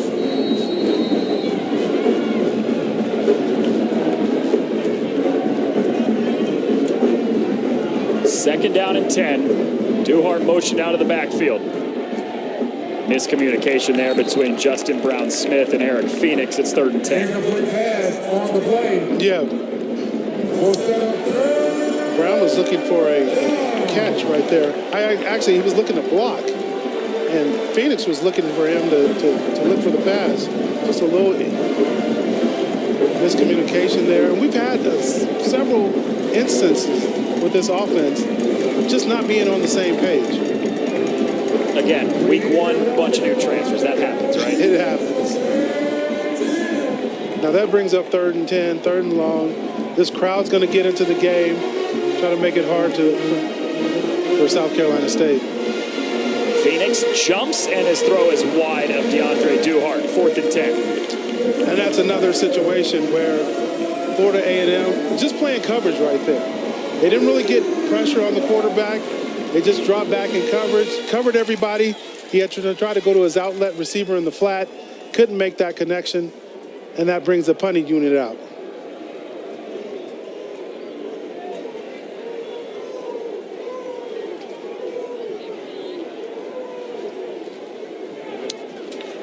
I really want to see if Gassett gets an opportunity here. Gassett, like we talked about earlier, an explosive player, one of their best players on offense, and is their leading returner. Oh, short punt there from Dyson Roberts. It does take a bit of a South Carolina State hop, and a pretty good one at that, all the way down to the 43, but still really good starting field position for Florida A&M.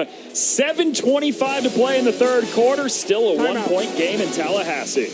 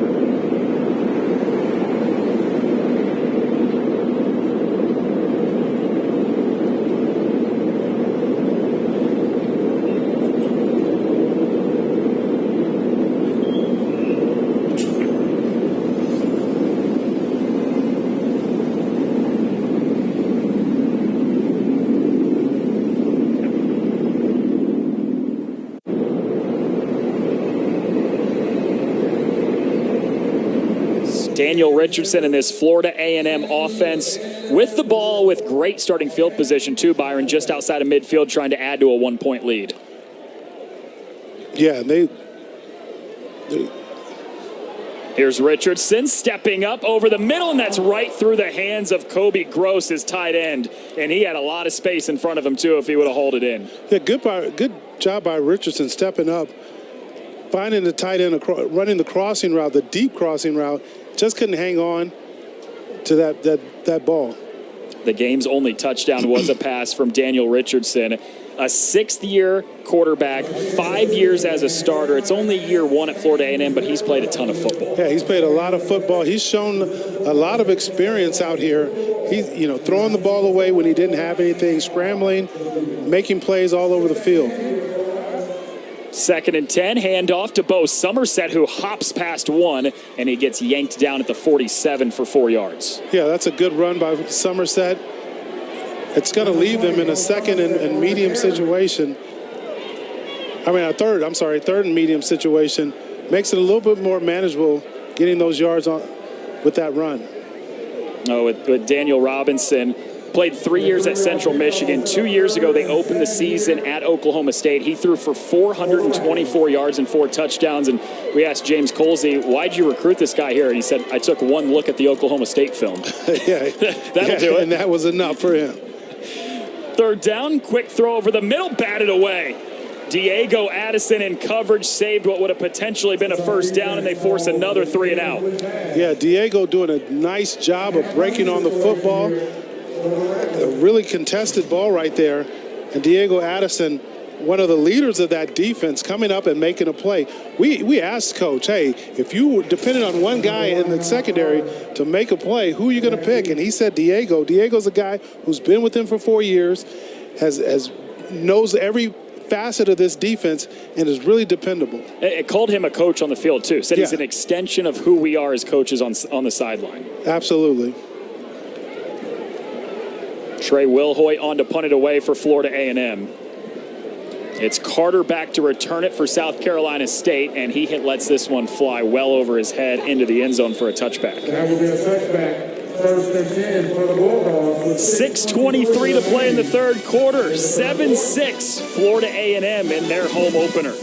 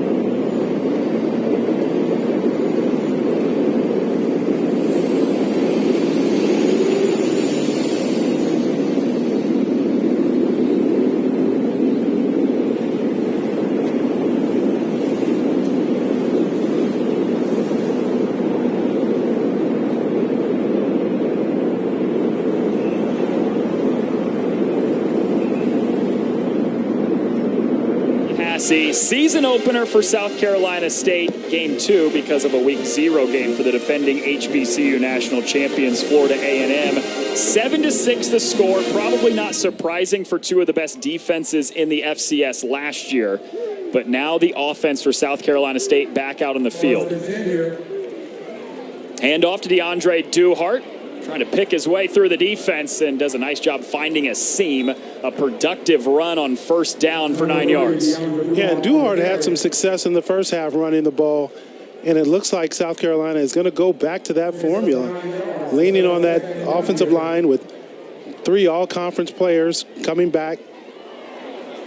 Phoenix to throw on second and short. There is a flag. Launches deep down the far sideline. Incomplete.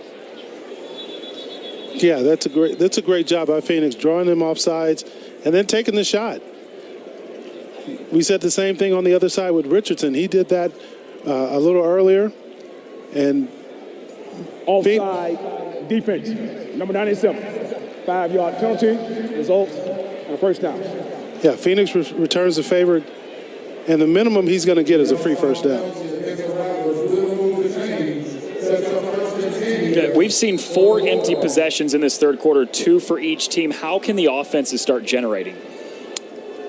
Well, I think they got to go back to what they were doing. They got a lot of yards on the ground in the first half. Got to go back to that. Stop for South Carolina State. They will go to the ground. Duhart's second run of the drive bolts straight up the left side. Just got tripped up at the 41. He gets 7 yards before Braylon Oliver takes him down. You brought up that offensive line for South Carolina State. 3 returning all-MEAC guys. Yeah, and these guys are good. And these guys, they said they're going to lean on them. And look at this. Right now, they're going to run the football. And it's a great run right there. It's DeAndre Duhart again. His 3rd really productive run of this drive has South Carolina State in FAMU territory. And I think that's what South Carolina State has got to do. You got to just go back and establish the run. To the air this time with Phoenix. Collapsing pocket. Escapes. Somehow keeps his feet. Takes off. Slips past another. I don't know how he did it, but he just picked up some yards on what could have been a sack. I'm sitting here over here having flashbacks. I played against Michael Vick a lefty wearing number 7, and that guy's giving me Michael Vick vibes on this play. Great job of being elusive. I don't like it with the football, but he's done a good job of avoiding the defenders, gets out of a sack right there. And then just being an athlete right here. He got away 2 different times on that scramble to pick up 4 yards. Back to the ground with Duhart. Bounces off of 1, stays on the feet, hops through for a first down. And that's just a tough run by Duhart. Running through contact, takes a huge shot in the middle of the hole, bounces off, and is able to bounce out and get the first down. That shot is going to take him out of the game. But does a great job of keeping his balance and running tough, picking up the first down for the South Carolina State Bulldogs. He goes out. KZ Adams, the Georgia State commit, comes into the backfield now for South Carolina State. He gets the handoff, spinning away, hops up on his feet. Wow. The ground game is great right now for South Carolina State. It really is, and they're making me look good because, like I said, that's what I think they got to go back to, and they've proven it this drive. Leaning on that offensive lineman, leaning on those 3 all-conference offensive linemen. Florida A&M showed that they were vulnerable last week to the run. So you just got to stay committed to it, and they're picking up huge yardage here. 5 of the 6 plays this drive for the Bulldogs have been on the ground. Make it 6 of 7. Adams with a shifty move in the backfield has the first down. Yeah, and Adams is a little different. Adams is that slasher, that shifty guy that's hard to contain. He's a smaller guy, but once he gets out there, he's really hard to get down. 3rd different running back of this drive coming in as Tyler Smith replaces KZ Adams. And it's an empty backfield, 5 wide receiver set. Phoenix lofts it down the seam and it falls incomplete. One, it is tight end Keyshawn Toney. Well, that's a good job of finding a matchup that's going to get you one-on-one.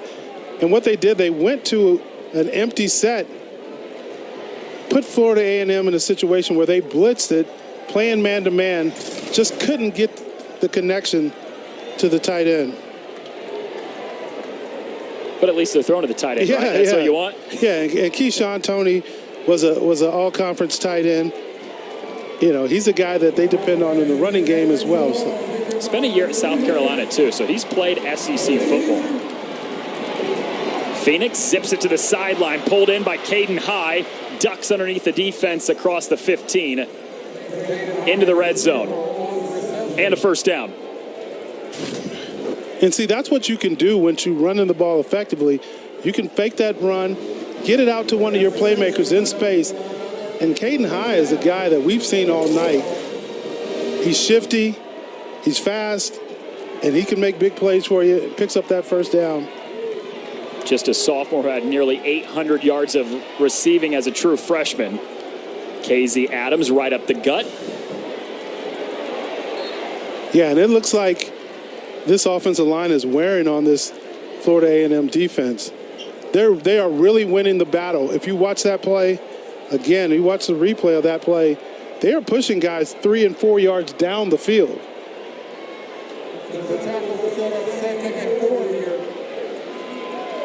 Two red zone trips for South Carolina State.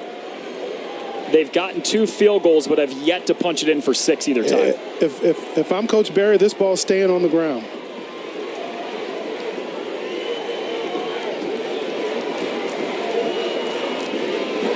Play clock down to 2.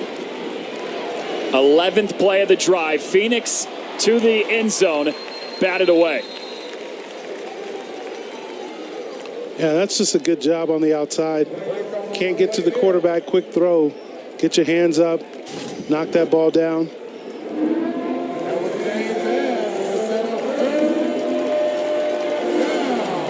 That's James Ash, the grad student from Tampa who got a paw up on there. Big play right here. 2 tight ends in the game on a 3rd and 4. Need to get to the 4 for a first down. Swings it out to Adams, has the first down, lowers the shoulder for a touchdown. And a late flag comes flying in after the play. And Adams really just catching that ball in the flat. Has a one-on-one situation with Deco Wilson right on the goal line, and he wins it. Very, very impressive right there. And South Carolina is going to take the lead, barring this penalty.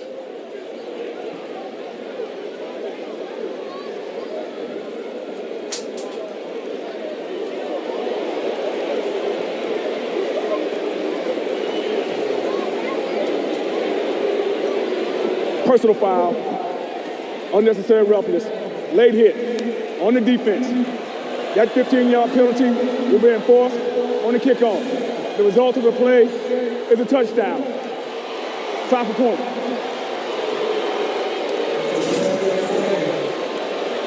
Great job right here.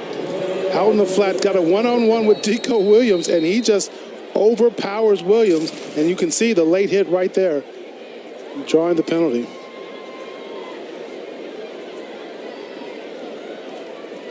First lead of the second half for South Carolina State on the Bulldogs' first touchdown of the night. It's blocked up in the air on the extra point attempt. 6 instead of 7 for South Carolina State, making plays on special teams.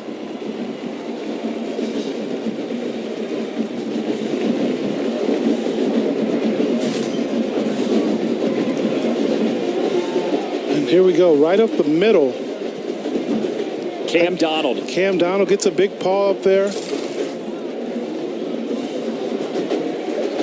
Blocks the extra point, and that can force South Carolina State, if they get in a situation, they may have to go to the 2 later on in the game. Back-to-back weeks where Florida A&M's field goal or extra point unit got a block.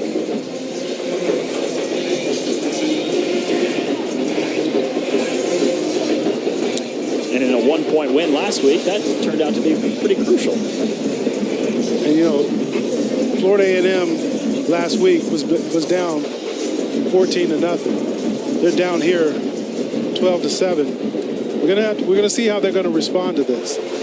It's not unfamiliar territory. The same thing in the Celebration Bowl. They went down early in the Celebration Bowl, fought their way back to win it, fought their way back last week in week 0 to win that game against Norfolk State. And now they have an uphill challenge. This ball is going to be kicked off from the 50 because of the penalty. Down 14-0 last week, came back to win. Down 12-7 now in the home opener this week in the second half, also needing to come from behind to win.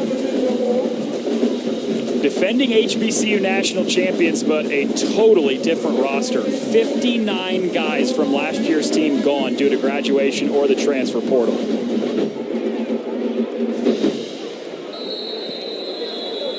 Touchback as that goes way back out of the end zone. Florida A&M just flat out does not lose here in Tallahassee. 20 consecutive wins at home, second longest streak in FCS football, and that dates all the way back to 2018. Yeah, and we talked to Coach Cozy this week, and what did he tell us? Coach Cozy said, we're the defending HBCU national champions. We're going to get everybody's best shot. And South Carolina has come out and played a heck of a football game defensively, hadn't scored a lot of points, but they've held Florida A&M to 7 points, and now it's time for Florida A&M to see what their response is going to be. And who was that loss to in 2018? South Carolina State. It's a run on first down. It's Bo Somerset. Nice move. Swimming past the defender down to the 39. He's got 14 yards on the opening play. Great job by Somerset here. Just taking his time. Now he finds his hole, the cutback lane, and does a great job of sticking his foot in the ground, cutting back against the grain, picking up the first down. For an injured player. An injured South Carolina State defender on the ground near midfield. That's Dathan Peterson, one of the linebackers.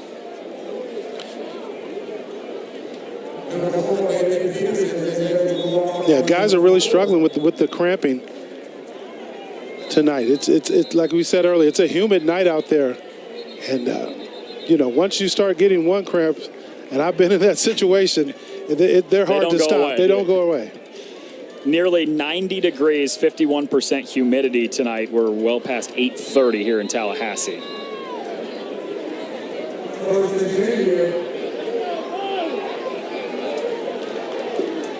First down, Somerset with a second straight carry. What a spin move. Lowers the shoulder down to midfield. 11 yards and another first down for Florida A&M. Great job right there. What I like what Florida A&M is doing is they're spreading everybody out. They got 4 receivers, got them outside the numbers, and they're really spreading everyone out. And Somerset is able to hit the hole, find a hole, and hit it. Picks up another first down. First year playing, came into the program 2 years ago, sat as a redshirt last year. This time Richardson keeps, floats it down the seam. He had Johnson wide open. A step on the defender, but it's incomplete. Man, that's the play that when you're able to run the football, and I tell everybody, once you can do that, the tight end's always open because of the play action. And he sucked that ball in there, running free, and they're just not able to connect. I don't think Johnson saw it on the way. Yeah, there's nobody between Johnson and the goal line. If he catches that ball, it's 6 points. But that's what happens when you can run the ball and run it effectively. Somerset out, Franklin in the game as the running back, but Richardson to the air again, flings it to the sideline. Kobe Gross, ball is taken away. South Carolina State's got it.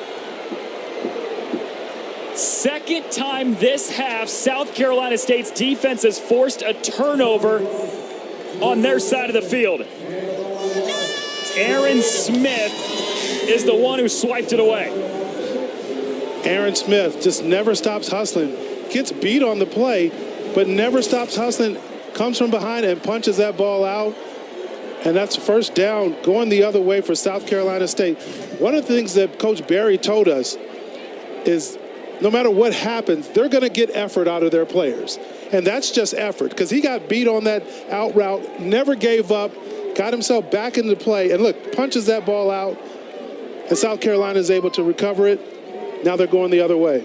If one of their coaches said effort once, they probably said it 15 times on the call with us this week. 1,000 times on that call. They said they're not going to lose the effort battle. They start in Florida A&M territory at the 49. KZ Adams has a hole, bolts through it down to the 30, and spins his way to the 25.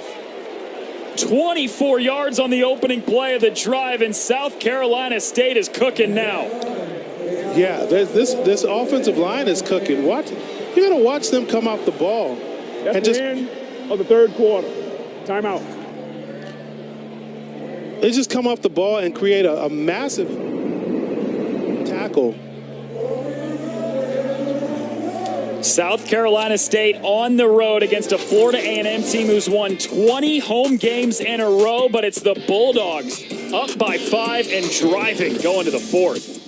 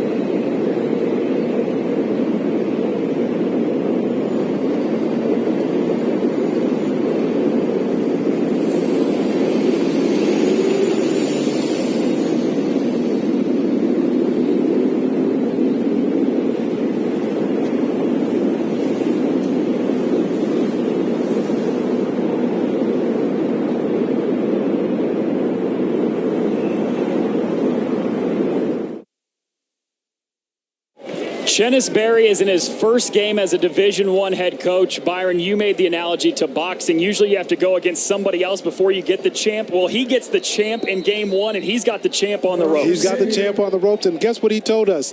I wouldn't want it any other way. He said, we're going to find out what we're made of tonight. And right now, going to the fourth quarter, his team's got the lead and driving in FAMU territory. This is Adams. And how good was South Carolina State on the ground in the third quarter? 83 rushing yards alone in the quarter. Yeah, they did a great job. They put their fate in the hands of that offensive line. And that offensive line has done a great job in this second half, creating holes for the running backs and protection for the quarterback. Phoenix had to use the legs this time, and he slides inside the 20 to get a couple yards to make this third and short. I've been very impressed with Phoenix's decision-making. And times when Florida A&M has played coverage and dropped everybody back and there's nobody to go to, he uses his legs. Times when he's been in pressure, he's used his legs to get out of the pressure and really made some great decisions when he was on the move. So looking forward to what he's going to do here in this third down to try to convert this to keep this drive alive. A 6-year college quarterback, 4 years at Benedict Division II, 1 at Murray State, now 1 at South Carolina State. Stepping up, has the first down inside the 15, keeps the drive alive to try to make this a 2-score game. Yeah, and you see that right there. Florida A&M comes with a 5-man pressure. He simply just steps up in the pocket, sees the opening, and gets the first down with his legs. We talked about him being a 5-year starter and being in this program and understanding what this offense needs to move down the field and how it works. He's made great decisions, and he's got this offense poised to score. Back to the ground. This is Adams following a block, twisting down to the 3. Yeah, this offensive line is just taking over. And we've noticed this. They've been running a lot to the left. They've been running this ball a lot to the left, creating huge gaps. And that's a huge hole right there. In college football, you don't get holes like that. And South Carolina State doing a great job of leaning on this offensive line, driving this ball down, and putting themselves in position to extend their lead. Almost nobody back from this offense, but 3 returning all-conference offensive linemen. Short yardage guy Josh Shaw lowering the shoulder, and he can't find the goal line. And that's a good job right there, keeping him out of the end zone. The hole opened up, and it looked like he had a chance to score. Several Rattlers in that hole and stopping him short of the end zone. Keep Shaw in the game. Another handoff to him. Touchdown, South Carolina State. 2-possession lead in the 4th quarter. You know, that touchdown right there, I mean, that's a walk-in touchdown. I don't think anybody touched him.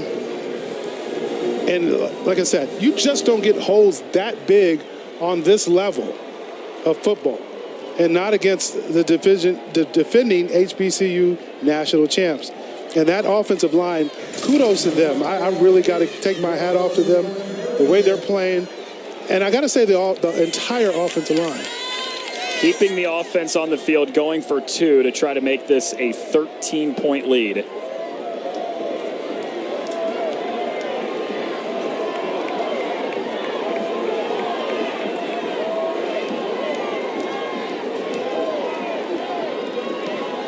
Smith in motion, fake to him. Phoenix rolling left, pulled in by the tight end Ellis, and he can't get to the goal line.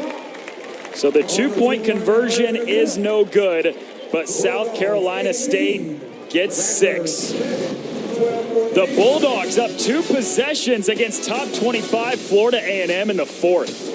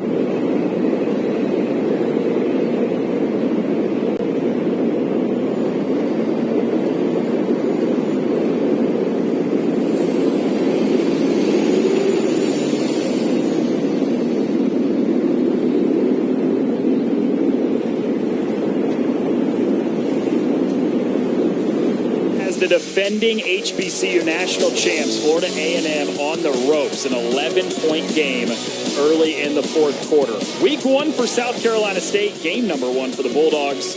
Florida A&M looking for a come-from-behind win to try to start 2-0. Chennis Berry in game 1 as a Division I head coach is just over 12 minutes away from a win and ending Florida A&M's 20-game home winning streak. Goldie Lawrence from just outside the goal line on the return, sifting through the defense, and he's out near the 26 to start the drive. Let's go back to that touchdown play from a couple moments ago, Byron. Yeah, let's do that. I'm going to put the spotlight on one of the offensive linemen, Cam Johnson. Just watch Cam right here. He's going to move. He's going to move this defensive lineman, and look how much he moves him. He creates a hole over 4 yards, moving the guys out the way. He probably could own a moving company and move other student athletes in and out of their dorms. I mean, you just don't get that big of a hole on this level. That's something, that you might see in a high school level, but not on this level. Richardson spins away from pressure, delivers a pass over the middle, and it's caught by Ace Cobb down to the 29. You're on to a good business idea there. You can make a little bit of money with that moving company. Well, their guard, Nick Tate, says, if I talk about one of the offensive line, I got to talk about them all. So I got to mention them all as a moving company.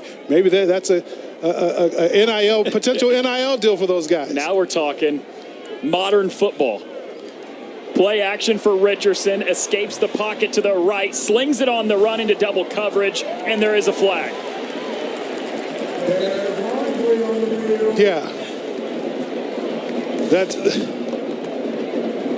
That's Richardson again getting Pass up. interference, defense, number 27, 15-yard penalty, automatic first down. That's Richardson again getting outside of the pocket and keeping his eyes down the field. Puts the defender in a situation where he's not looking back for the ball. He doesn't even know the ball's in the air, and he's going to get called for that every time. That's Logan Jones, the defensive back for South Carolina State. If you're going to make contact like that, you got to look back for the football, and you got to, because you have just as much right as the receiver. But when you don't look back, 9 times out of 10, you're going to draw that flag. 8th penalty against the Bulldogs tonight. Richardson surveying on a clean pocket, one-on-one, hold in near the 20. And that's the explosive pass play that they've been looking for. And that's the tight end, Kobe Gross, making up for the one that he couldn't connect with earlier. Gross just down the seam, one-on-one against the safety. And he's the guy that they described as their athletic tight end, the guy that can make plays down the field. He just proved it right there. And now they're in the red zone, ready to strike. Spits it out on a screen pass to Jamari Gassett, getting past the defense, and he's dragged down at the 7. Yeah, we hadn't heard Gassett enough tonight. We thought we'd get a heavy dose of Gassett in the passing game. We haven't. That time they just run the wide receiver screen, get some guys out in front of him, and let him get the ball in his hand and let him just make a play. That is the first catch tonight for Jamari Gassett, who had 8 catches for 110 yards and 2 touchdowns last week. He definitely was on South Carolina State's radar, and he's showing up here though in the fourth quarter when they need him, and they got to find a way to get this ball in the end zone if they want to get back into this ball game. Nearing a quick response after the South Carolina State touchdown. Floated to the end zone. It's caught for a touchdown. Carter Johnson reels in the catch, and we're back to a 1-score game just like that. And what a throw. What a throw to the back corner by Daniel Richardson. Feels a little pressure and just gets the ball up. Floats it enough that his receiver can run under it. And what a catch by Carter Johnson, the tight end. A little confusion in the secondary right there. A little crossing route, one guy going one way. I won't call it a pick play, but maybe it's a rub play. But one thing he did well right there was just put enough air so he could run in under and get that ball. Offense stays on the field, trying to go for 2 to pull this deficit down to a field goal. Richardson rolls right to the end zone. It's pulled in by Gross. 2-point conversion is successful, and it's a 3-point game. Timeout. Yeah, a little sprint out on the goal line. We used to call this play in Denver sprint right option. Just roll out, get your tight end in the flat, throw a nice catchable ball, and now we're down to a 3-point ball game. It took just a minute and 38 seconds for Florida A&M to go 74 yards with an immediate response. Johnson the touchdown, Gross the 2-point. It's a field goal game in the 4th.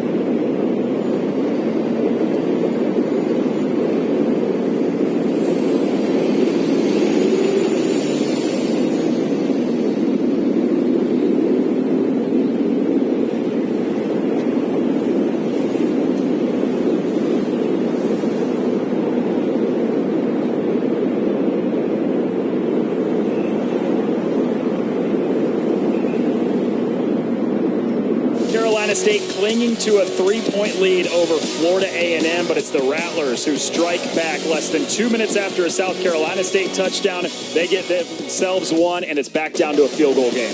Yeah, South Carolina State trying to hang on to this lead. One of the things that I saw that drive is Florida A&M getting the ball to their tight ends. Big play by Kobe Gross, another touchdown, Carter Johnson, and then Kobe Gross for the 2-point conversion.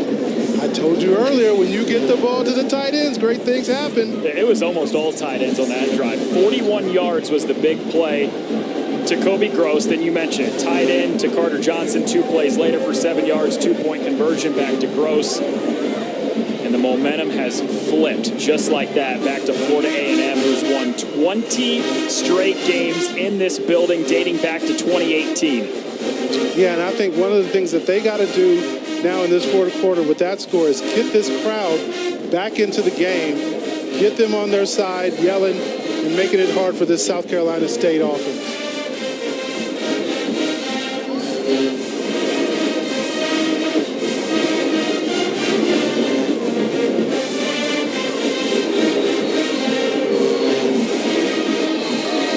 Touchback. Let's see who's bringing the flavor today, brought to you by McDonald's. And first, we're going to check in on the flag. Well, that was anticlimactic.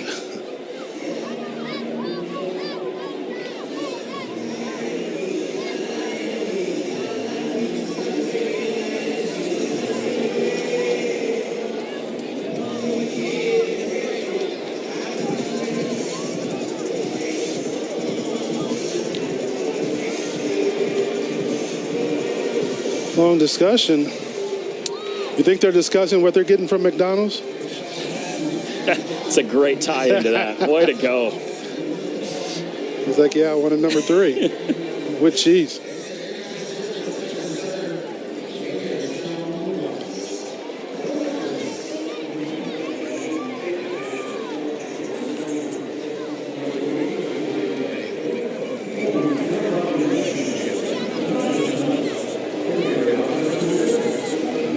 Get there eventually.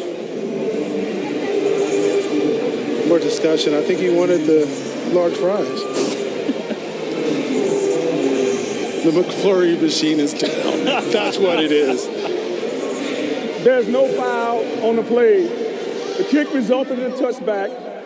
First down, South Carolina State at the 25-yard line. Well, all right. So, take two. Let's see who's bringing the flavor today, brought to you by McDonald's. Everybody that's in attendance tonight's bringing the flavor. This is a great crowd. Most definitely. You know, you got HBCU football on a Saturday evening. We got the bands. We got people in the stands jamming. The atmosphere is just phenomenal here. This is my first time to Florida A&M, and I loved pregame. All the tents out there, all the food. It's awesome.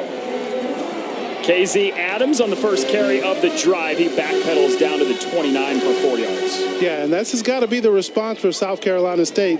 Get back to running the football. They've had Adams go for 60 yards already, and he's looking for more. Between him and Duhart, they've ran for over 140. Right back to him, but Florida A&M's defense stops it after just 2 yards. Now here's a huge play for the Florida A&M defense. Can they get off the field on third down? It's 3rd and 10. This crowd is starting to make some noise. They're starting to get into it. Look at the guys on the sideline waving their hands, trying to get everybody excited, trying to get them to make noise on this big 3rd down.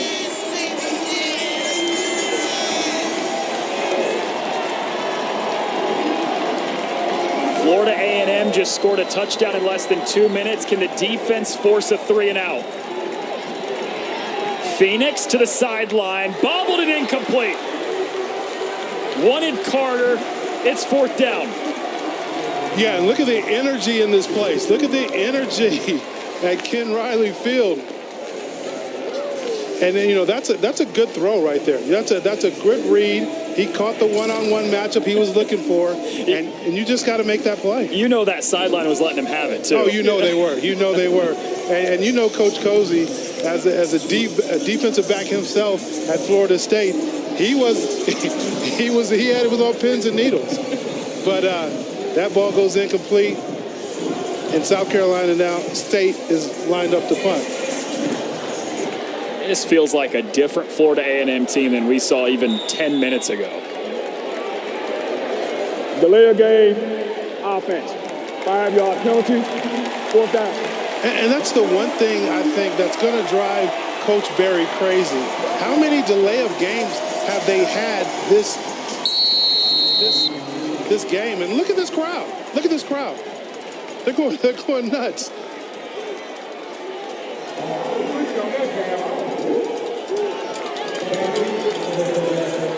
Ninth penalty of the day against South Carolina State. Dyson Roberts on to punt it away. Let's go.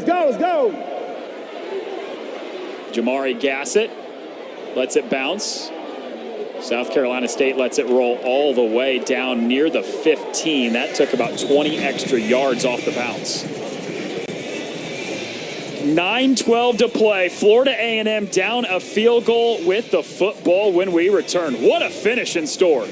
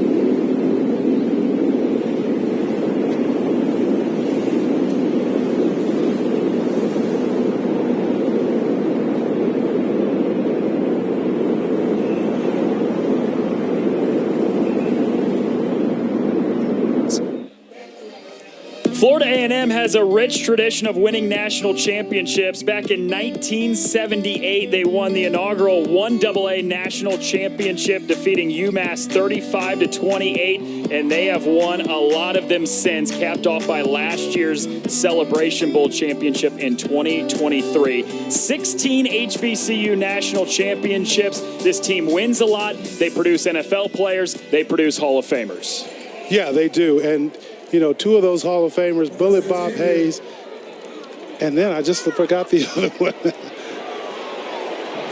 It was Ken Riley. Ken Riley. At the field, yes. That's incomplete on first down by Daniel Richardson. Ken Riley Field here at Bragg Memorial Stadium in Tallahassee. Home opener for Florida A&M, who has not lost on this field since 2018 to South Carolina State. Right now, the Bulldogs a 3-point lead on the road. Empty backfield, 5 wide receivers set for Richardson on second and long. That's Jalen Ward over the middle, breaks away from one, and he was a shoestring tackle away from a touchdown.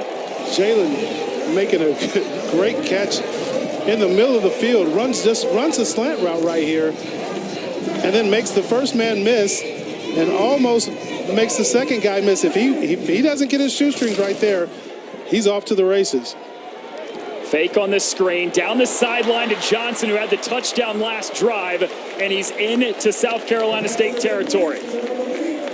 And Johnson right there, Carter Johnson, and his other tight end mate, Kobe Gross, they're just matchup nightmares. When you can put your tight end out there, when you can put your tight end out wide, like a wide receiver, that's going to put the defense in a lot of trouble and make a lot of crazy matchups.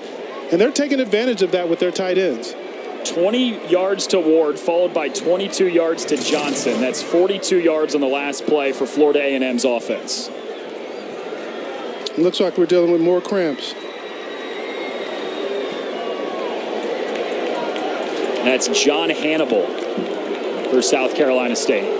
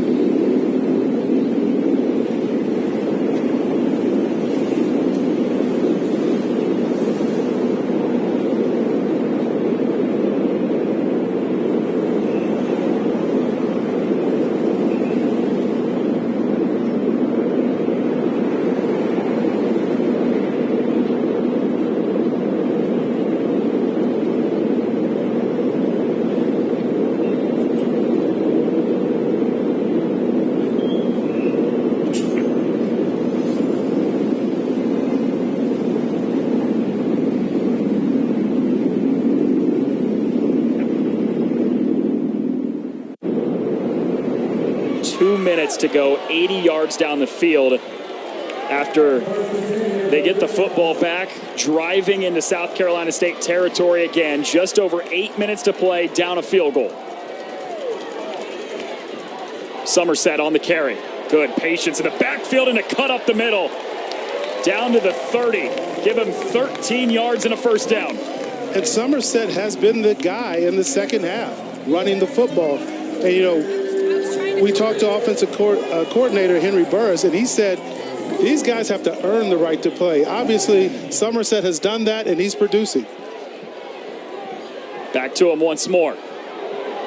Bouncing to the outside, gives a stiff arm to the defender, and he's yanked down inside the 25 by Dathan Peterson. Very patient run right there. Again, you know, that run and the last one kind of reminded me a little of ex-Pittsburgh Steeler Le'Veon Bell, the way he kind of ran the football.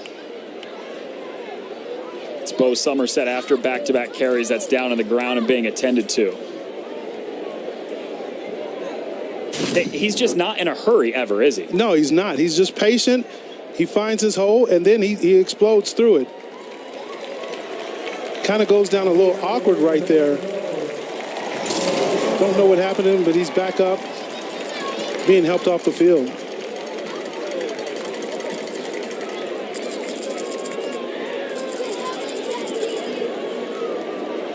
And you hope that that's not a major injury. You hope that he'll be able to get back in the game. You know he wanted to be a part of this after redshirting all last year, and this being the first home game to be a part of, and the way he's ran the ball, and it looks like he's walking off now on his own power.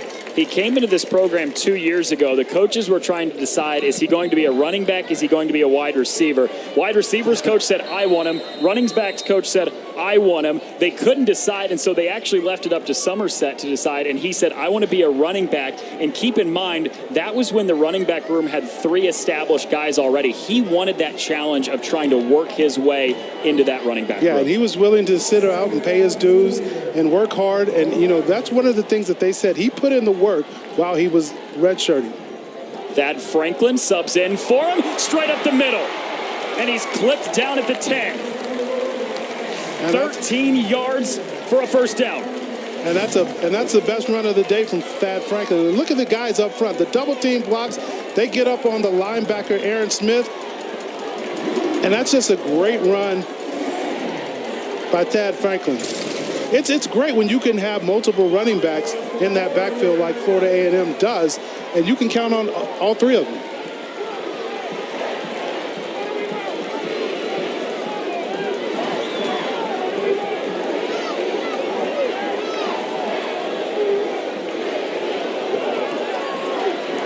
First and goal from the 10. Florida A&M looking to take the lead. Off the option, kept by Richardson, and he lunges down to the 5. And that's another smart veteran move right there. They run the option, and there's really nothing there. And Richardson just takes it straight ahead, keeps 2 hands on the ball as he's in traffic, and just gets what he can get. And that sets up a second and goal from about the 6-yard line. Clock winds below 6 minutes to play. Second and goal. Kept by Richardson. Passes nearly intercepted. It was Jamari Benjamin. How many times have we talked about the play of the cornerback today for South Carolina State? Yeah, Jamari Benjamin has just been everywhere. The RPO right here, they force him to throw it, and Jamari Benjamin breaks on the ball, breaks that ball up, almost had the interception. Just a great play by Benjamin.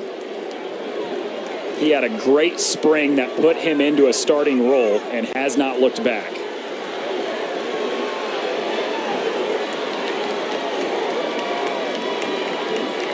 This is third and goal. Richardson sprays it out to the far sideline. Wide open Franklin. Florida A&M's got the lead.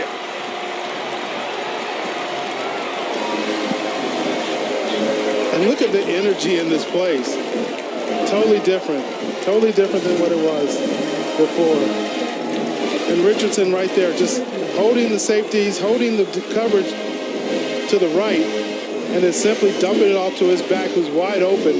That's got to be a communication error right there defensively, because he's the only guy in the flat. We talked about getting the ball to Thad Franklin.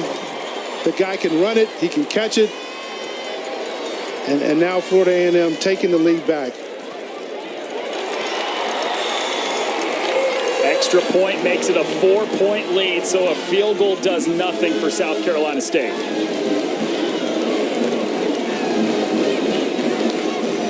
Yeah, this place is the energy in this building is just ramped up 100%.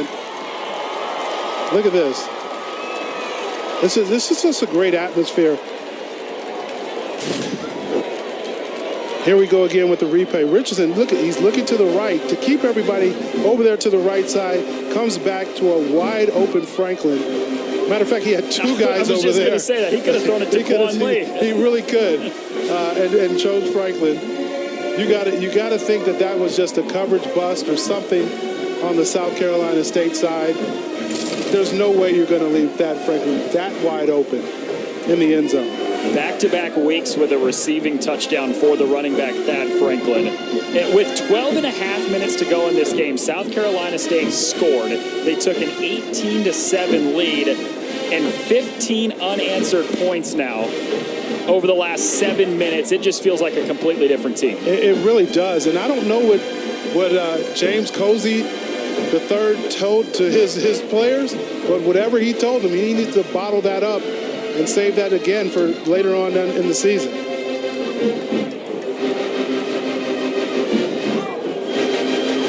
Now they leave it up to the defense to try to get a stop with just over 5.5 minutes to play. But yeah, that's just the mark of a champion. We talked about South Carolina State having the champs up against the ropes. Well, the thing about a champ is you got to knock him out. But the champ is never going to make that easy for you. They're going to fight back. They've been in battles. They've been battle-tested. Just last week, they were down 14 points, came all the way back to win that game. These guys know what it takes to win. South Carolina State's had a lot of success today on the ground, too, Byron. And with 5.5 minutes left, 2 timeouts, that's plenty of time to still run the football, right? It definitely is. And to me, when I'm assessing this offense, I'm actually thinking, what do we do best? And that's what I'm going to do. Because we're at that time of the game where you got to have it. You're probably only going to get one drive left. So wherever the best, my best unit, that's where I'm leaning on. And that best unit has been the offensive line. It's been running the football. And let's see what they can do with 5 minutes and 39 seconds left. First play is on the ground to KZ Adams, but it is sniffed out well. Penetration from Florida A&M's defense led by Eric Horn. And that's the first time we've seen that. That's the first time we've seen this South Carolina State offensive line get pushed backwards. We just did that graphic when they were moving people on the goal line, and now they're getting moved.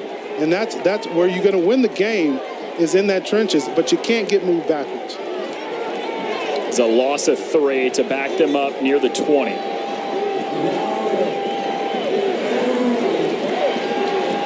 This is Phoenix launching to the far sideline, has a man batted away. Andre Powell one-on-one in coverage, got a hand in there.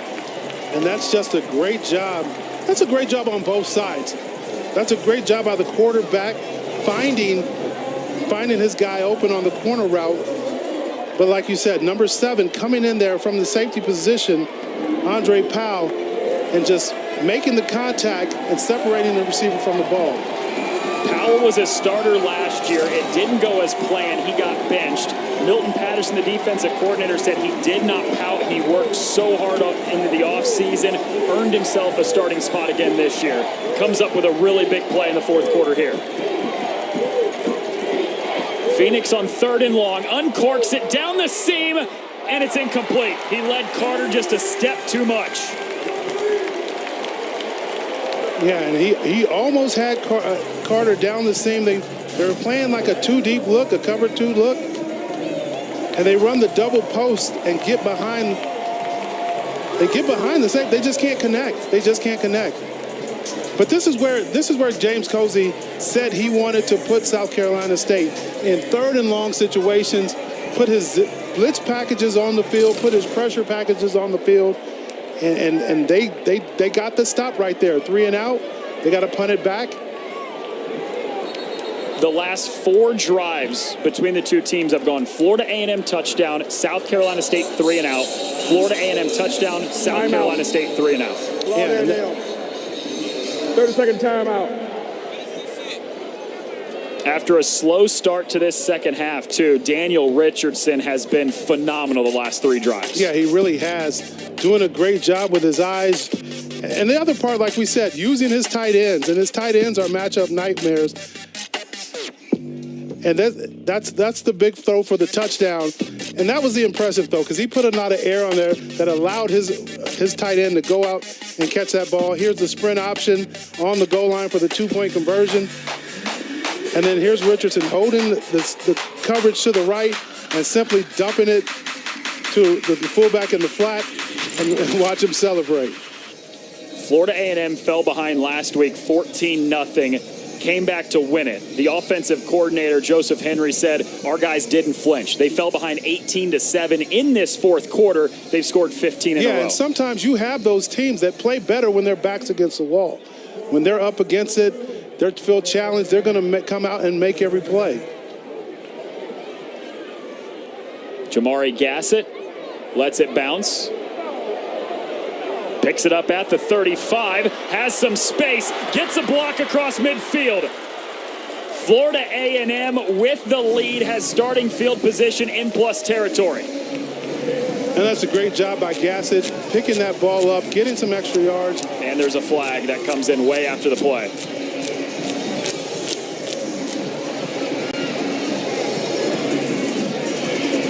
And you really got to be careful in a close game like this with the extracurricular penalties. And James Cozy down there, he does not look happy.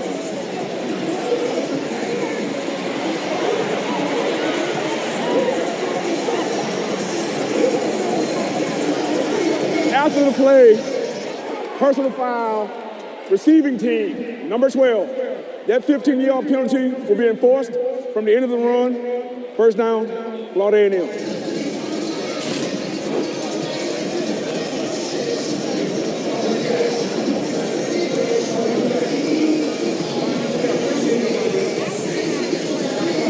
Yeah, you just can't have that. You just can't cost your team. And Cozy immediately lets him hear an earful. And you just cost your team. You had the ball on South Carolina's side of the field, moved you all the way back across midfield to your side now.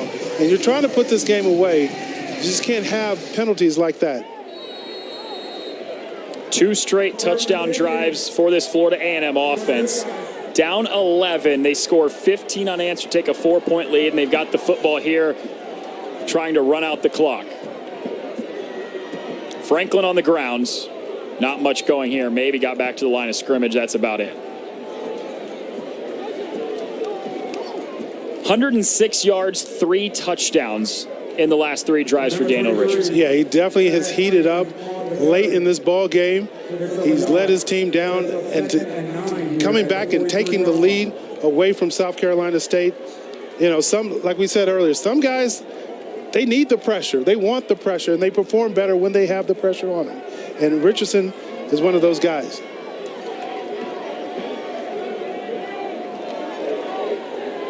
Stays on the ground with Franklin, and he's wrapped up immediately by Josh Barker. 3rd and long. Yeah, this is an interesting situation now. They ran the ball twice. Is what you're supposed to do in this situation. Timeout for an injured player. That's Thad Franklin, the running back, that's down. Like I was saying, you're supposed to run the ball in this situation. The clock is your friend when you have the lead. And you want to just put yourself in a position where they got to start using their timeouts. We saw Bo Somerset, one of the other running backs for Florida A&M, go out with an injury last drive. Now Thad Franklin being attended to. Yeah. They use 3 running backs pretty equally, so they have the guys, but still, that is not something you want to see early in the season, a couple guys go down. Yeah, he's one of the guys that they're depending on in that backfield. And we talked to Coach Harris, the offensive coordinator, and he says Henry Burris, I'm sorry, and he said he's out of all 3 of the backs, he's the guy that can do it all. He's the guy that they can run in between the tackles, can hit the home run ball, but he also can do it out of the backfield, catching the ball with his hands.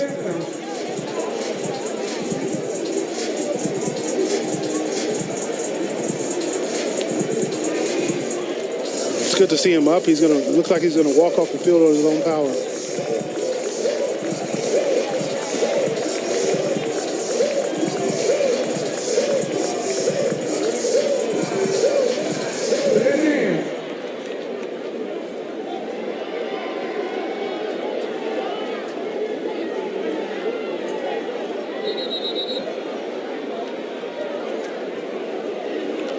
And this puts Florida A&M in an interesting situation. You want to have that clock running, but it's 3rd and 9, so the clock is stopped because of the injury, and you're probably going to have to put this ball in the air if you want to pick up this first down. It's 3rd and 9, 3.5 minutes to play.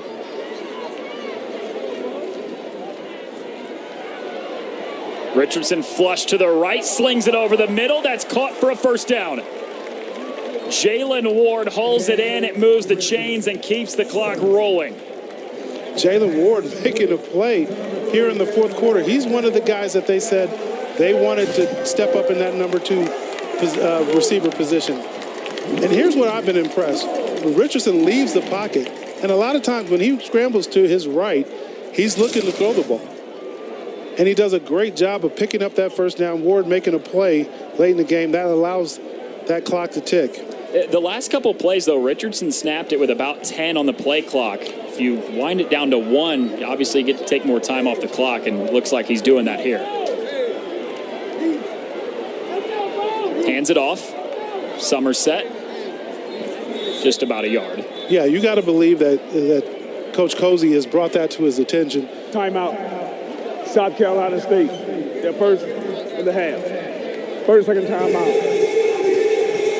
20 straight wins here at Bragg Memorial Stadium for Florida A&M. November 10th, 2018, nearly 6 years ago, the last time they lost here. It came to South Carolina State, the team that's trying to do it again tonight. That's the second timeout of the half.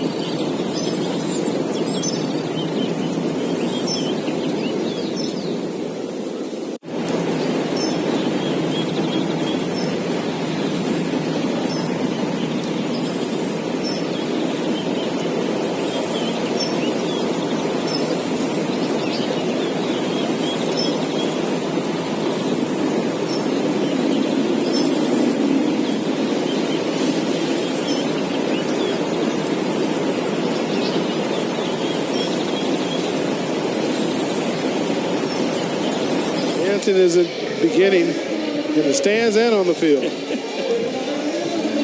They're feeling a 2-0 start here in Tallahassee. Yeah, gonna have to snap it one more time.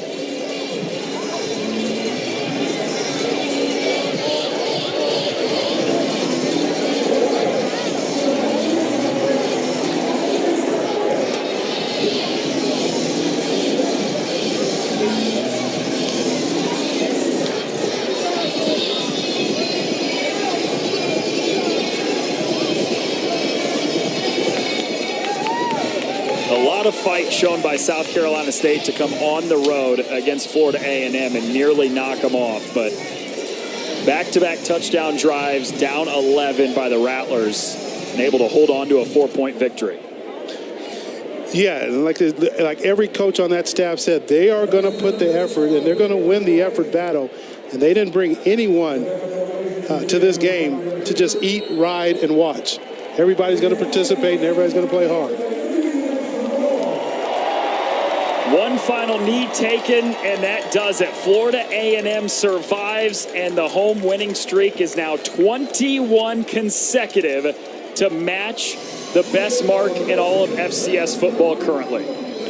Yeah, and you got to be impressed with how this Florida A&M team responded to a challenge. Like we said in the third quarter, they were up against the ropes, and South Carolina State was doing everything they wanted to do, running the football, throwing the football, and they just couldn't stop them. But they made their adjustments. They came back. They bounced back and found a way to win this game. 13 straight wins now overall for Florida A&M. 21 now home winning streaks. And after South Dakota State lost earlier today to Oklahoma State, they now have first place for longest current FCS winning streak and tied for first with the Jackrabbits for most home wins in a row at 21. What a performance, though. Comeback effort tonight by Florida A&M. Yeah, you got to be impressed with that. You know as the champ that you're going to get everybody's best shot. South Carolina State came in here, gave it their best shot, and Florida A&M was able to stand that and come out with the victory. Back-to-back weeks with a double-digit come-from-behind win, down 11 in the fourth, 15 unanswered by the Rattlers, and Florida A&M is 2-0. That'll do it for us from Bragg Memorial Stadium in Tallahassee. A big thank you to our entire ESPN crew. Florida A&M wins at 22-18 over South Carolina